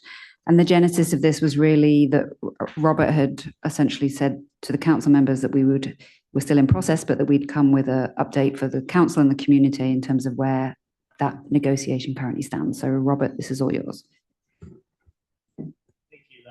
Helga and I did discuss it, and she's going to be introducing this one. Sorry, Helga. Yep. Thank you, Mayor Wilkinson and City Council. Before you tonight is the update on the city's review of long-term options for providing fire and emergency medical services, including an evaluation of potential annexation to the Tiburon Fire Protection District. As the council is aware, the city has contracted with the Tiburon Fire Protection District since 1980. While the partnership has consistently provided high-quality fire and EMS services, the current expenditure-based contract has become increasingly difficult to sustain financially. Fire parcel tax revenues have not kept pace with contract costs, and in fiscal year 26-27, the tax is projected to fund only about 47% of the city's $2.67 million contract cost, with the remaining balance paid by the general fund. Over the past few years, the city has evaluated several long-term financial options to improve the sustainability and predictability for fire and EMS services. In 2023, the city explored voter feasibility polling for a supplemental fire tax, which showed support well below the 2/3 threshold required for a special tax. In July of 2024, the city began exploratory discussion with the fire district regarding possible annexation, including a joint task force with Tiburon Fire District and Marin LAFCO. Citygate associates were hired to provide financial modeling to evaluate a fair allocation that would be sustainable for both agencies. In addition, the city obtained separate legal and financial analysis on several issues outside the scope of Citygate. Most importantly, whether we could legally transfer our fire parcel tax to the fire district or retain it under an annexation agreement. The city was advised by Marin LAFCO that annexation could increase the risk of the fire tax being repealed over time, as the purpose of the annexation became less familiar to voters. The city also considered replacing the fire tax with a new emergency services tax. However, passing a new special tax with no sunset and 2/3 voter approval would be very difficult and was ruled out. In March of 2026, the Joint Task Force reconvened to discuss the findings, and due to the risk of the fire tax repeal, ultimately determined annexation was not practical at this time. Based on those findings, staff and the fire district believe the best path forward is to negotiate an updated service contract, which was last revised in 2000. The Joint Task Force will explore transitioning from an expenditure-based model to a revenue-based model with clear definitions of the properties covered. The goal will be to develop a more predictable and sustainable funding model while maintaining the high level of fire and emergency medical services. Once negotiations are complete, the proposed agreement will be reviewed by the Finance Committee before returning to the City Council for a recommendation. And with that, staff will take any questions. Does anybody have questions for staff? Jane? Can you remind me how Tiburon covers how do they pay the Tiburon Fire District? It's through their property tax. Through They their- do have a small fire tax as well, so. So it's not a parcel tax. They have a small parcel tax, but they can start and stop their parcel tax. Jane, So to remind you, the district doesn't overlap completely with Tiburon. Right. And the district is paid for as a direct appropriation of their taxes. So the 1% that goes to, that's a tax, a fixed percentage goes to the district if you're in that district, and a lesser amount goes to the city, the town of Tiburon. In our case, we don't have anybody going to the district. It comes to us, and we have a special tax on top of it combined, which we pay. And the reason that exists is because the fire district existed when Prop 13 happened, but we had an independent voluntary fire department. So if we had already been, there would have been an allocation directly from our taxes, but there wasn't, and that's why we have a contract for service. Okay, that's the piece I was forgetting. And then, so about the contract, is that something that'll come back to the council to discuss, or how does that move forward? So the task force will work on a proposed contract, and then it will go to the Finance Committee, and then it'll come to council. Okay. Any other questions? Okay, let's open it for public comment. Beth, is there any public comment? There are no hands raised. Great. So does anybody, we don't need any, there's no motion here. Any other comments or? No, that was very easy. Okay, in that case, we will close the item. And we will move on to item 6B, which is a discussion and possible action on an RL in the public right of way for the property at 180 Beach Road. Rebecca, I think this is you.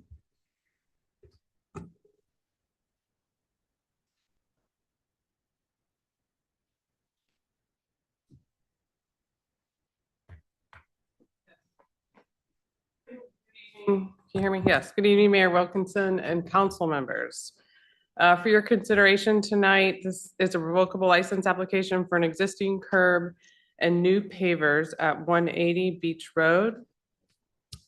On June 11th, 2025, the city granted design review exception for a small addition, deck extension, elevator, and window and door changes. As the project progressed, the applicant proposed new parking on private property with a small portion of the paving due to the design and angle of the parking space in the city right of way. So you can sort of, I don't know where my cursor is. I lost my cursor, but it's down at the bottom there, the shaded area. Here, the draft revocable license shows the existing curb and proposed pavers shaded within the Beach Road right of way. Additionally, it was determined that the corner of the carport also encroaches into the right of way.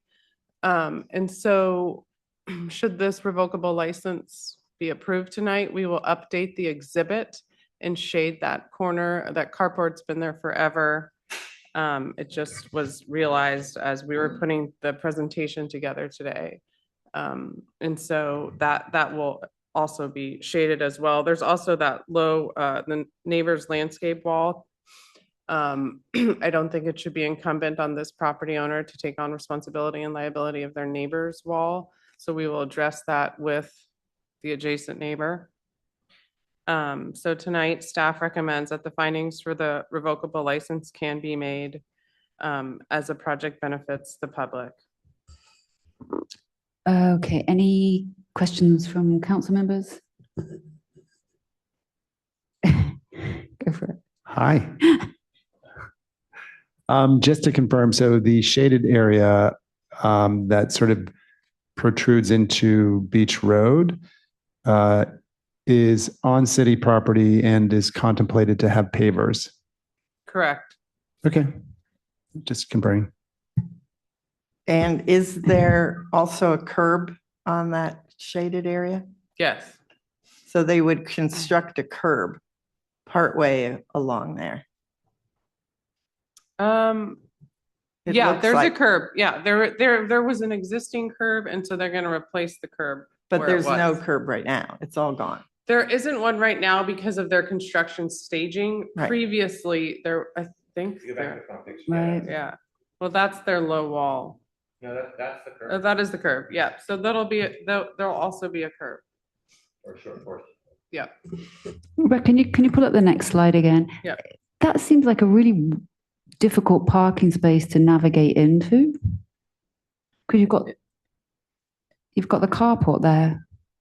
Well, they have a Well- driveway that's half of that carport is driveway. Yeah. And so I think they'll level it. It's if you go up there now, it's like because of their staging, but I suppose what they're going to do is level. Their driveway is pretty steep, but they'll bring that grade down. Can to you go back to accommodate the the- original picture? Yeah. So that whole parking area, Sally, is where that stone wall is and all those bushes. Yeah. All that's been pushed back. Back. So where their car is right there, they could just go right in front of that parked car and enter. The parking space is behind that stone wall. Right. That makes The sense. legal, that's their property back there. So it's actually pretty easy to enter it. And also, if the curb were not there, which I do not support the curb. If the curb were not there, they could even coming down the hill and just turn right into their parking spot in the other direction.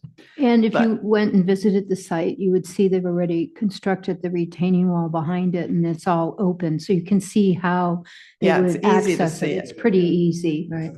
Yeah. Okay. Any other questions for staff on this? Seeing none, we will open this for public comment. Sorry, Alec Wilson has his hand Who's raised. the architect? Do you have any Architect. questions for the architect? Otherwise. I don't think we have any questions, so. No? In that case, let's bring this back for discussion. I think that Kevin wants to go first. No, I don't need to. I think it's a great way of, alleviating some of the parking issues in the city. And I think this seems like it's a win for both the applicant and the city. The only issue I have is with the pavers that are in the public, that bleed over into public land or city land. I think we've made that accommodation before in the past, and in hindsight, I think it was a mistake. It creates confusion when you're driving down the road. It's like, is that part of the road or is that part of somebody's home? And so I would strongly advocate for just ending the pavers at the property line. So we're not allowing people to change the physical makeup of city land to suggest that it's private land. You want to go? Is there a chance that without that, it could be seen as a public parking space? Well, Well, no, because it would. okay, can I jump in here real quick? Okay. First of all, there is a parking space there, correct? Which the staff report doesn't address. There's a parking space. Wouldn't that be removed? There's a parking space painted line. immediately outside this Roquel license area and part of it. Public space, which is Right. going away. There's a public. Isn't that being Possibly, removed? yeah. And to the drawing's misleading to what's actually there because I mean, it's accurate, but it's misleading in the sense that the fence line, if you go completely horizontal left of the gate, is that old curb and what they're proposing for the new curb going there. So it doesn't stick out into the road. There's no road in that Right. gray area. Right. So it looks like it sticks out of the road, but it really doesn't. It's that right there has always been, I'm not saying it's their property, but it's always been defined as their property. If you go back to your first slide, with the picture of it, that's what that line is. You know, where the old curb is, that's what the gray area demarks. It's the same what it was. Yeah. And so there's no confusion that the road is there because the road is outbound of this. In fact, there's a parking space there. I would actually, I do have a big problem with this because they're privatizing a public parking space here. There was a parking space that was out there that wasn't theirs. They're now taking their property and our property and making a private parking space. And they want to do that. They should limit their access and keep the outside parking space. Meaning they should keep the curb there, keep the parking space, and have a more restrictive access to their parking space.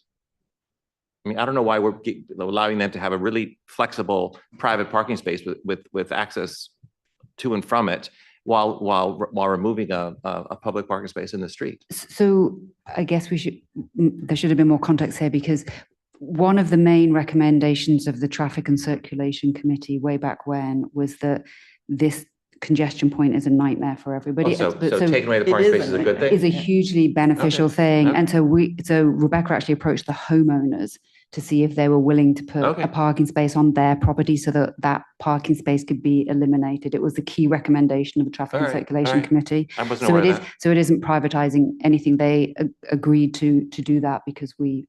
Well, it is their parking space. I mean, no one will park there now. Right. But I guess they were the ones that were primarily using the public parking space, correct, Rebecca, or not? Oh, yeah. Are people coming to their house to help out?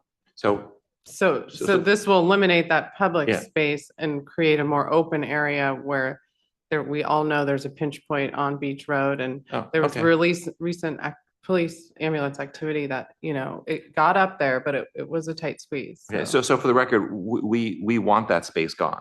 Yes. And it's not a detriment to the public No, park. it's a benefit. Okay, I wasn't aware of that. I'm sorry. I should have been more clear. No.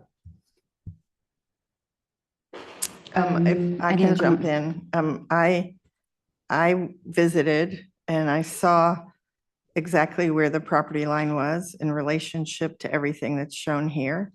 And I think that our code says a parking space is 8 feet by 18, I think, 8 feet wide by 18 feet long.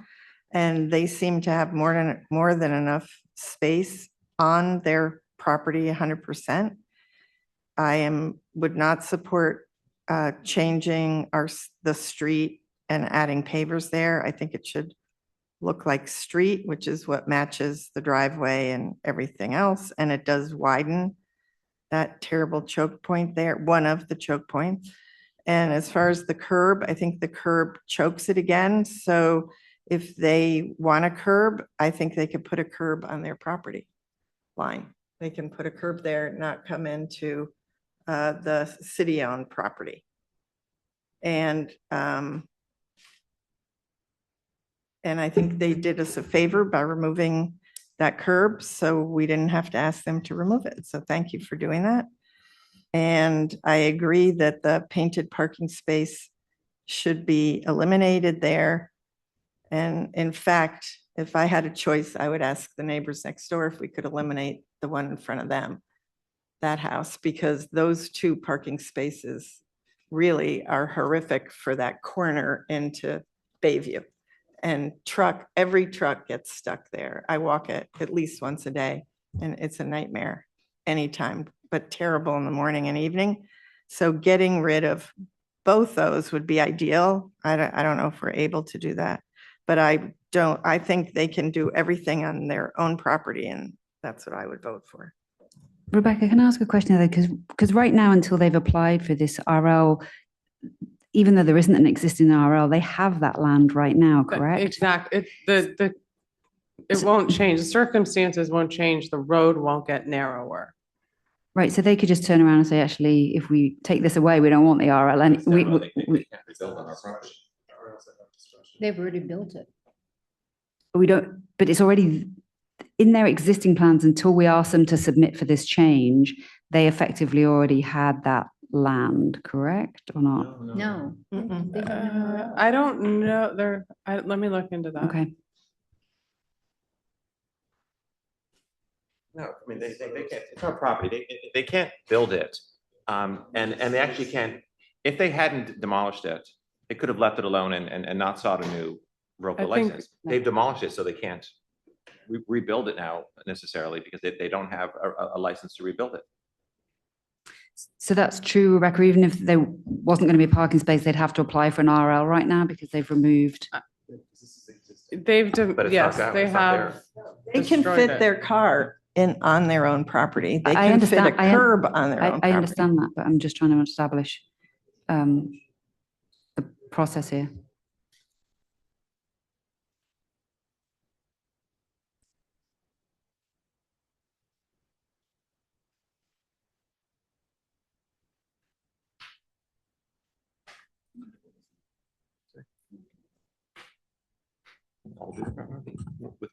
Alec, do you mind unmuting yourself?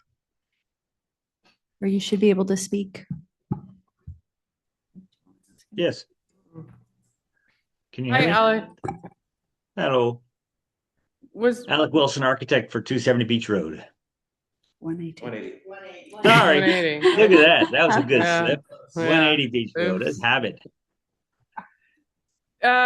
When your original design review project went through, Alec, did you guys have any, was that front retaining wall or front low curb and plants part of your original design review? No, our original design review was to leave all of that intact. But then through the construction staging, you demolished it. Correct. There was a construction staging permit and they applied for that work to create an off-street parking space for staging of the construction process, which has been very useful. Indeed, that is an extremely tight, extremely dangerous corner. Yep. And the intention was to build it back as is. Yeah, the original intention was to build it back as is, and in conversations with you and my clients, the prospect of getting a safer place to park outside of the traffic on that corner was how we came up with the scheme in front of you, which is indeed a parking space completely on private property. If you drive in and back up a little bit, then the car is parked on their property and not in the revocable license area. And do you need that curb in front?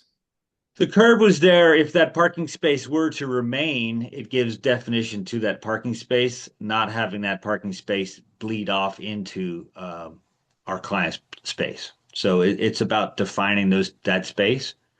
And also defines the front entrance. Like that's the front gate, and the front gate, as you walk down there, has a short curb wall on both sides. It's kind of classic for Old Belvedere Island to have those little curbs on either side of the gate as you walk in. Okay, thank you. I mean, I think he clarified that the curb could go on their property. I see a curb like a fence. It's a permanent, and we don't If allow that, just as a fences. clarification, if that curb was to swing onto the property, I would not be able to get the car into that space. Alec, could you swing that curb? I agree with you that hi Alec, this is Peter. Sorry. I think the curb on either side of the fence is continuity, and that works well.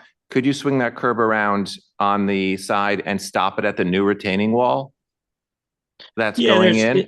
If you look at our drawing there, we've got 4'5" approximately of curb on the left side of the pedestrian entry as you come in, and if it went 4'5" or 6 feet instead of the 14 feet, I just want to establish that there's like pedestrian entry is separate and distinct from the vehicle entrance.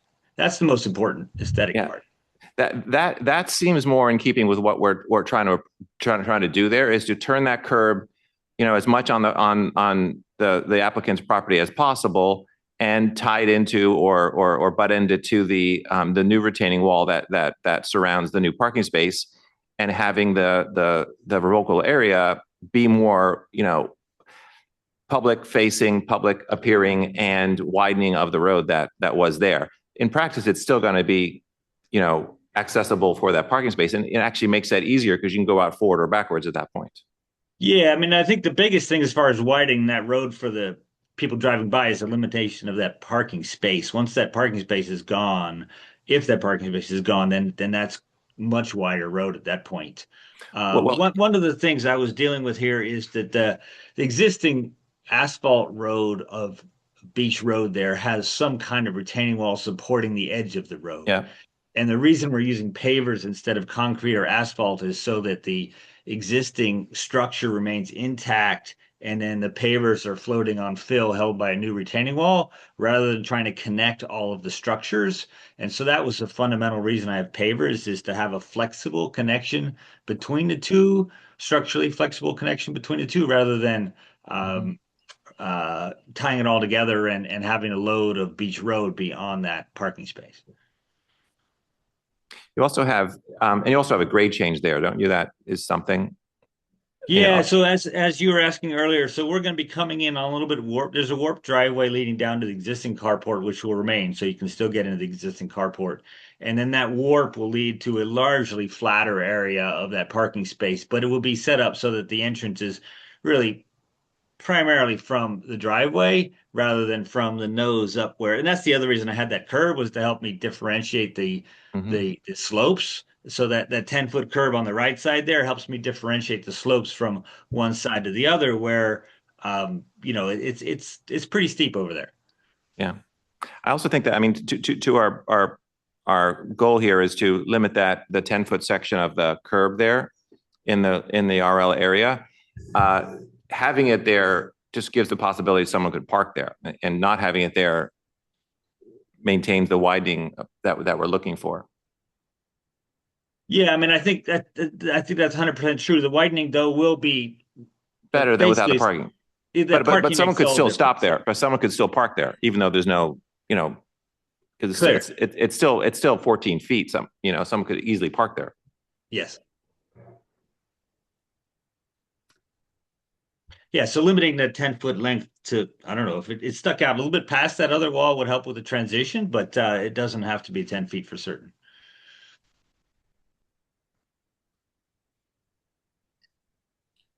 I would propose, to solve most of our problems, that little wall that comes out adjacent to the entry gate there turns and, does the 4.5 feet and makes its way, however the architect can integrate it into the retaining wall, but not have it go into the local license more than a small little wedge. If at all. I mean, keep it on the property, that would be better still. I think you could fit it all on the property. Yeah. I don't see a reason for the RL unless you have to bring us a different one just for that corner.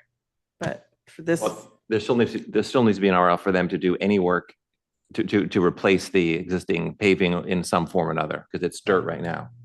but it's not our property in there. No, it is the gray area ours. It is ours. And that right now is dirt. Oh, okay. And so I we see need what to you're authorize it in some way to Right. repair it.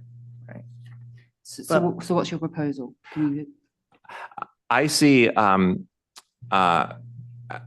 Alex concern about the jointing and the materials between the existing old paving and what they're doing new and the different retaining structures. So I think that's, aside from the aesthetic aspect of it, they're trying to give some flexibility so it has a greater lifetime based on the improvement. So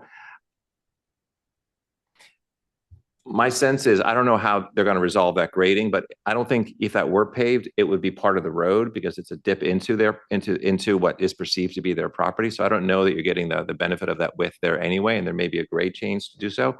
So I think the paving is probably okay, but I'd be okay with making that paving as well to match the road. But I do think that we should, as Jane was pointing out, turn that small curb retaining wall that exists walking up the pathway as close to, if not entirely on their property as possible, so that it retains the grace of that entranceway, but not blocking off the parking space, because I think there is flexibility to get in and out of it without the curb there. And also, we have always been striving to not build restrictive structures on our city right away. Alex, does that seem acceptable to you? Yeah, I'll have to verify that with our clients, but I understand what you're saying. I do think the parking space going away or not going away is an important aspect of all of this. Right. But I understand what you're saying, which is less construction in the street right away.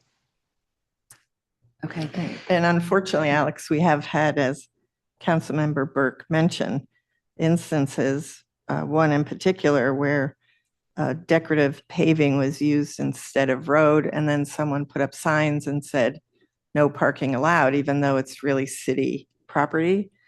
And, so we haven't had a great experience with allowing what is normally considered roadway or cement or whatever, like your driveway, the same as the driveway entry, having it be a decorative, and then all of a sudden, people not pulling into it when there's two cars coming up against each other, which is the point of the removing the public parking space there, is so that they could actually pull off a teeny bit more than what we're seeing existing right in the original photos. So I think that's part of our issue there. Yeah, no, I've driven up and down that road enough to understand exactly what you're saying. Yeah, so I'll certainly review that with our clients, and we'll submit a revised revocable license application to Rebecca to show that if my clients are comfortable with that. Unfortunately, we're not able to join tonight, so I can't speak to them. Peter, I had one question just in terms of your suggestion is, if you look at the street sort of going down, how do you address, or do we need to address just the visual symmetry of the street? Like, is that as I'm looking at it from the gate down, it's like, how does that work? So well, it doesn't look like a jagged. Well, what they're proposing right now anyway, I'm sorry, Rebecca, would you go back to the last one? This visual is probably. Yeah, that one here. Yeah. What they're proposing is right where your cursor is. Yeah, right here. Right here. On the other side of the fence. Yeah. Right here. Right. Is that, can you go left again? Left. A little more left. Yeah. Yeah, pretty much. Oops, no. Stop, stop, stop, stop, stop, Yeah, stop, stop, I stop. know. It's not working. Right there. Nope, you're on the No. other side. Okay, stop here. there, Yeah, stop, stop, that's stop. good. Stop, stop. Go back a little more left, one more click left. Otherwise. It's gonna go too far. I know. It won't let me. Okay, stop right there. Oh, Oh, that's good. right, That's good, good. that's fine, that's Yeah. fine. Just don't move, don't move. The, this plan, the gray line is intending to match this existing curb exactly. Right. Except that right where your cursor is, or thereabouts, that wall would end. That little stone curb would end, and all those bushes would be where the car parks. Right. And the property, but there's a triangle here because their property goes from the fence where the front door is, Yeah. and it angles in at a more acute angle than the street is at. Yeah. So it's that triangle space that's shown in this property, which would be that. So what I'm proposing is that from the white fence where the front door is to about 4.5 feet, which is what Alec was talking about, right about there would turn in and match the back retaining wall or butt to it, however they resolve that architecturally, which is now in place with pressure treated wood, but I'm sure it talks about it being a wall eventually, which marks the inward part of that parking space. So that this curb wouldn't exist anymore.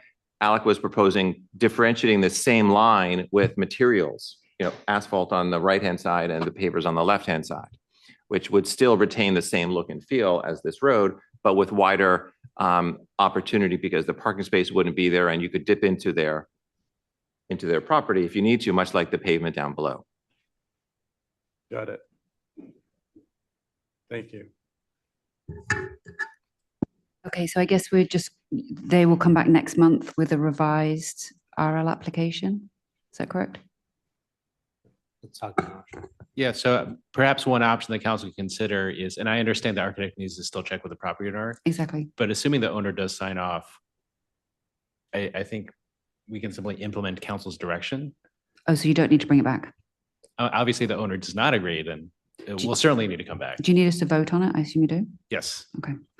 Does that seem acceptable to everybody? Would you like my opinion? Yes. Well, I didn't think so. Anyway, I have to agree with Councilmember Cooper and Burke. I don't think that the shaded area should be in anything other than the asphalt road. And if they want to do a differentiation where they will have the pavers on there so people will actually know that's a private parking space. I think the point of the road is to widen it and to allow cars to be able to move over so 2 cars can pass at that pinch point. And I'm fine with what a Councilmember Mark suggested, that they do a little curb just to define the front gate. But I agree with Councilmember Cooper that they should be able to do that entirely on their property and connect it into that retaining wall. And I think a visit up to the site would have been very clear that all of this is all open and able to be navigated. And they do have some barriers because of the construction. But I agree that I wouldn't be able to approve this RL.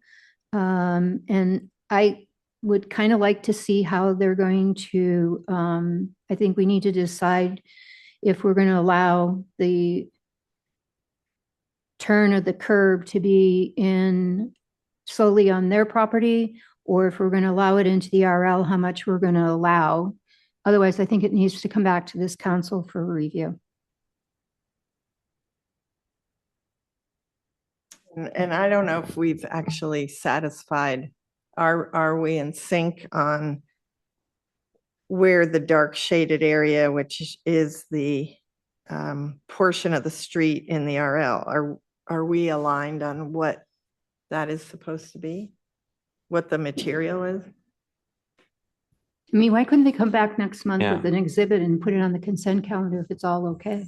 Yeah, certainly the council would prefer to see the updated exhibit, again, just to confirm that everyone's on the same page. That's certainly also fine. I'm just trying to give the council options. It sounds like we need to reach agreement on the materials though right now. I'm fine with it being paving, match the road, and I have no problem with that if that's feasibly possible. And I think the architect and the applicant will look at it, see if it is possible. I think one additional thing is just from a technicality perspective, I would imagine they're going to have to repave the portion of their driveway in front of their covered garage that's in the city right away, that's not shown in this RL, because that's pretty beat up too.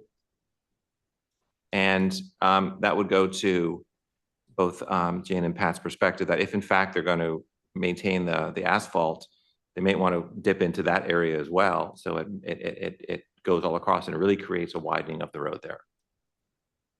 Because that should be, it's not just this section, because they're obviously doing some repair in front of their driveways, in front of their carport as well. And that's, I think technically don't have the right to repair that either without a license. Right?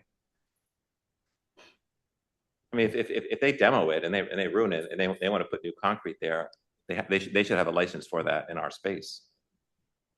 Yes, they should have a license for the driveway. But I agree with Pat that it should definitely come back. Just as a point, that could be September if we end up not having an August meeting. They're not going to be done with their project by then. Okay, so that's the direction Rebecca, you'll come back next month if we have a meeting, or September, and we'll decide whether it should go on consent or for discussion at the time. Yes. Okay, so we will close the item.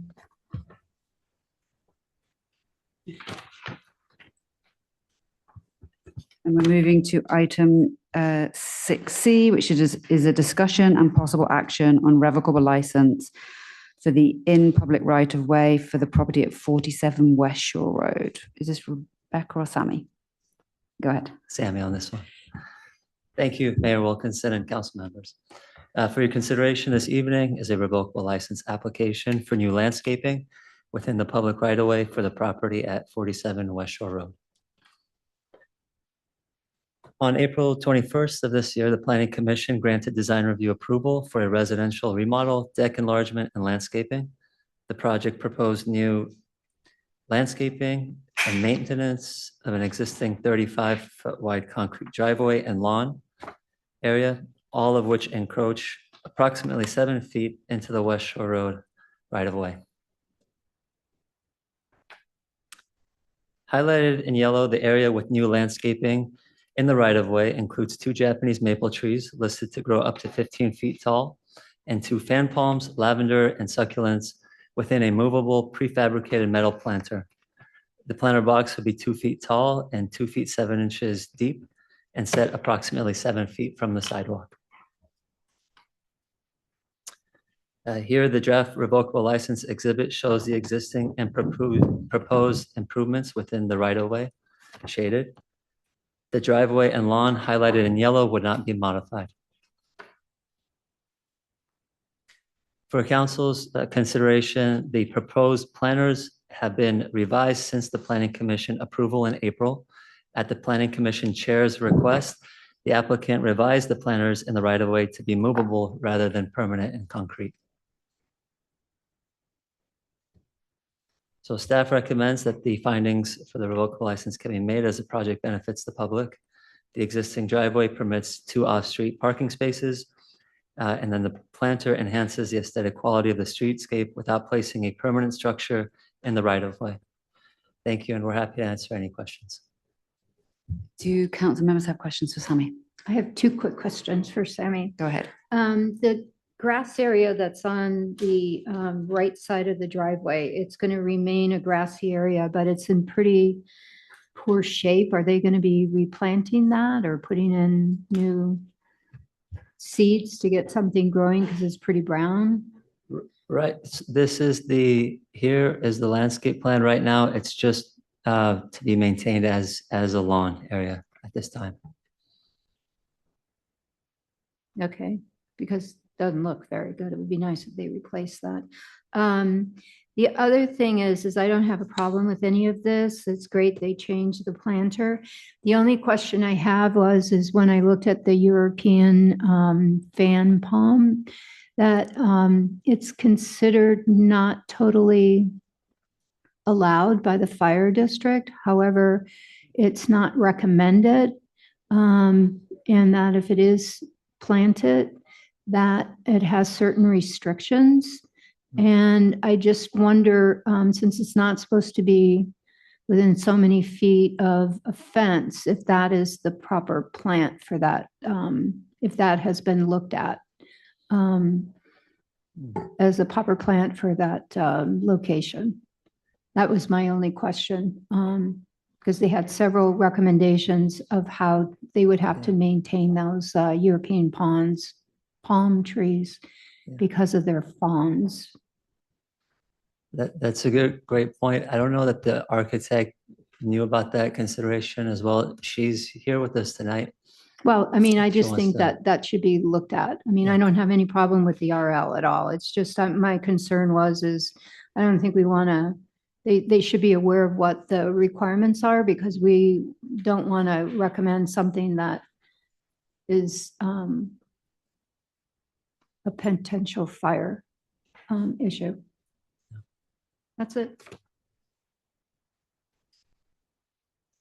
Any other questions? No. Let's open for public comment. There are no hands raised. Great. So I'll bring this back for discussion or a motion. Anybody want to go first? Jane. I'm happy to make a motion unless somebody wants to discuss. Oh, go ahead, you do it. No, I'm good. Oh, only just one quick comment. I do think, and this is now, I guess, 7 on the agenda where I can propose this, but I mean, I think moving the planters to movable versus permanent makes me more comfortable. I'm just trying to find what is our consistent approach to RLs and what do we allow in terms of being built or permanent structures versus not. I mean, so I think this looks great visually, but it is, making city land appear to be private land. And I don't have an issue with this RL just based on what we've approved over the course of our history as a city. But I do think it just raises a question for us to figure out, how do we better define what's acceptable and not acceptable in RLs so we can better govern both from a planning standpoint and a city council standpoint. And when I say better govern, it's just be much more consistent in our application. But again, because these are movable, I can get comfortable with it. If they were permanent, I would say, well, no, you can't put a structure in city land. Thank you for the comment. Jane. Okay. I would like to make the motion that we approve the revocable license for existing and proposed private improvements in the public right-of-way along West Shore Road for the property at 47 West Shore Road. Second. All in favor? Aye. Aye. Motion passes.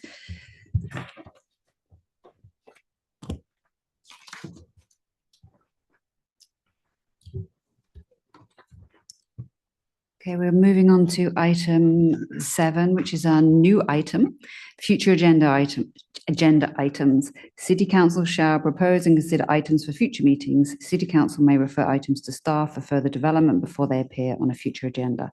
Does any council member have a suggestion for a future? Kevin, go for it. Oh, what would it be? RLs. I do think it's appropriate for us, and I think we can be thoughtful about managing the timing of this, but I think bringing RLs to the council would be a very helpful and productive process. Second, if I can nominate 2, I would like to get the tree ordinance to the council this year. Do I have to get a vote to accept these things as future agenda items?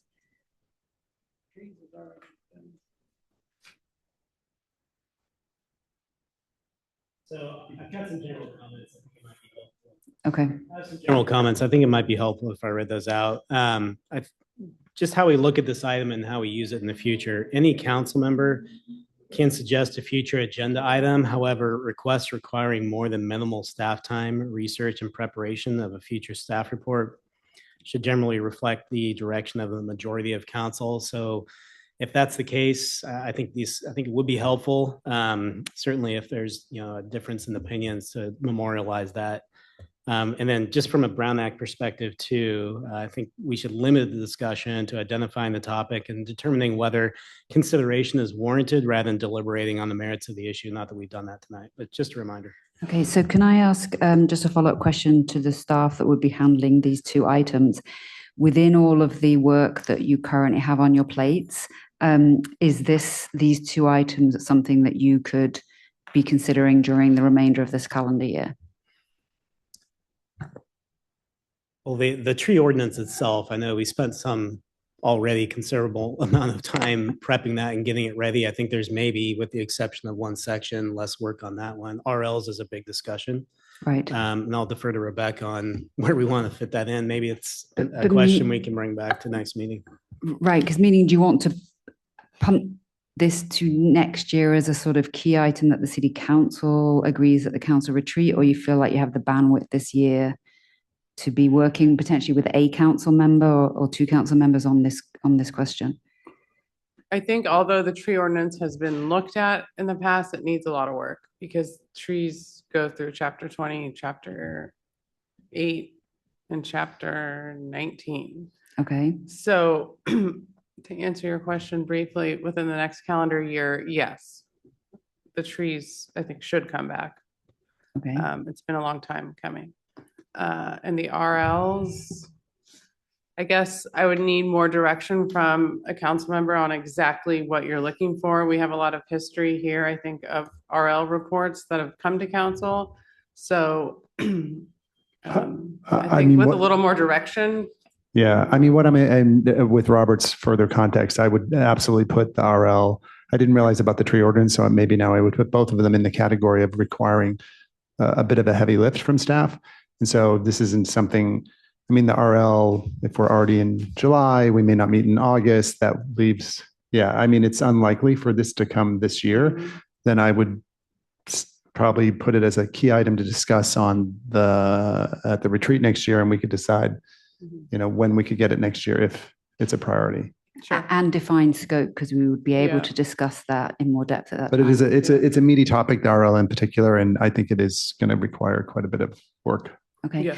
So, And I would suggest that the RL also, we have to remember, encompasses different aspects of the whole community. And certainly we've asked Parks, Open Space and Lane to collect information along the strip for all the RLs.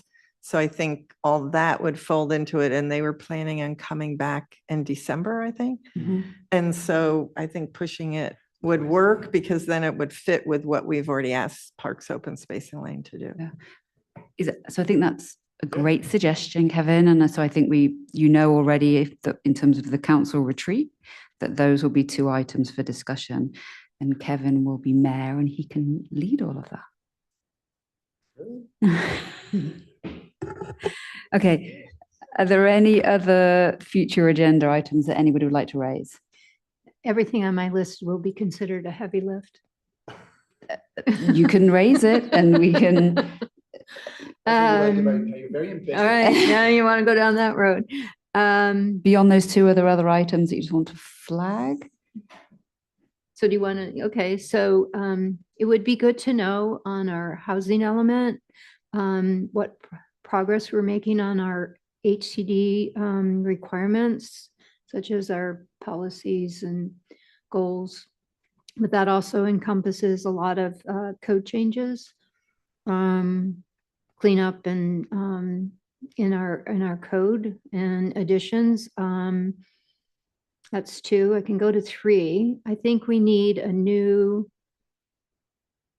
section in our municipal code that deals with development and how developments, like future developments in our R2 and R3 zone. and or municipal code, mixed use. Just because I think a code that specifically deals with development that doesn't fit into our normal code. And I think that's become evident in Mallard Point, that there's processes there that are different than what we normally do. And I think we need to codify something. And that's a really super duper heavy duty lift, but I think it's something that needs to be addressed sooner versus later, so that as we get future development, which will be coming, that we do have something codified that addresses some of the things that we've learned from Mallard Point that we should be putting into a development code, so that it's easier for the community, it's easier for the developer, and it's easier for staff. So I just think there needs to be an injection into the municipal code to deal with that. And that I admit is a very heavy lift, but I think it's really important. It needs to be something we address sooner versus later, because we are going to get developments again. And I think that we can definitely use what we've learned over the last several years and put it in so that it's a smoother process for everybody involved. Are you talking about, like, I understand sort of the key takeaways or learning, things we've learned from Mallard, but are you asking for like a revision of the R2 and R3 in terms of the zoning ordinance? Or are you saying like all multifamily developments are required to have a development agreement? Here's an example of a development agreement. Or can you give me an example of what you mean by sure, like development section of the code? So normally our process is you're tearing something down and building a new structure. You get one permit with everything in it. Now with a development, you might want to have something in there that breaks up that process and is more clear on how it can proceed through not so much the planning process. Well, it would help with the conditions of approval. So it would be kind of with the planning process, but also how it's going to proceed through into entitlement, so that it's a clear process that, there could be a demo permit given before you have your building permit, because they need to demo it and then they need to do their improvement plan, i.e. infrastructure, and then they're going to do their building plan. So this first process is over here and then the next process is there. I think having things in there such as bonds that would need to be required. I don't know if we need a user fee study for something like that, to include that in a user fee update. I just think that some of the things could be a little clearer and make the process easier for everyone to understand going forward, because there is going to be further development, and our code, I think, is primarily written for single family homes and duplexes. It's not taking into consideration larger projects that could come forward.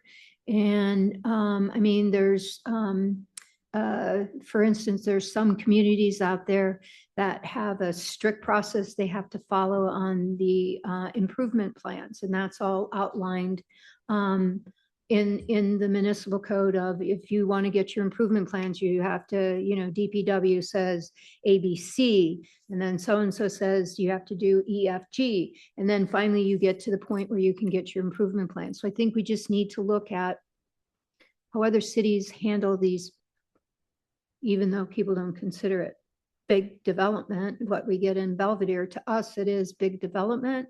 And I just think that if there is a section that addresses some of these issues, that it just would make it easier for everybody involved, for yourself, for the community, for the developer, just to have everything kind of spelled out a little clearer, because our code doesn't really go into major redevelopment.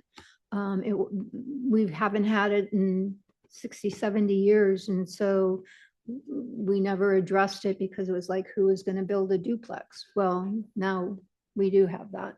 So I just think that we need to consider that kind of addition to our code so that it's a better process for everybody all the way around. Okay.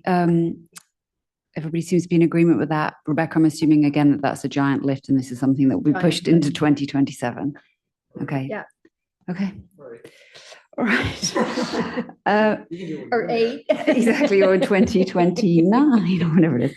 Okay, unless, are there any other suggestions? I guess we have to open this for public comment. Is that right, Beth? That is it. There is no public comment. Okay, unless there's further discussion, I think we can close item 7 and move to item 8, which is our open forum. This is an opportunity for any member of the public to briefly address the City Council on any matter that does not appear on this agenda, but that is within the City Council's subject matter jurisdiction. Upon being recognised by the Mayor, please limit your oral statement to no more than 3 minutes. Under the Brown Act, council members may not deliberate or take action on this item.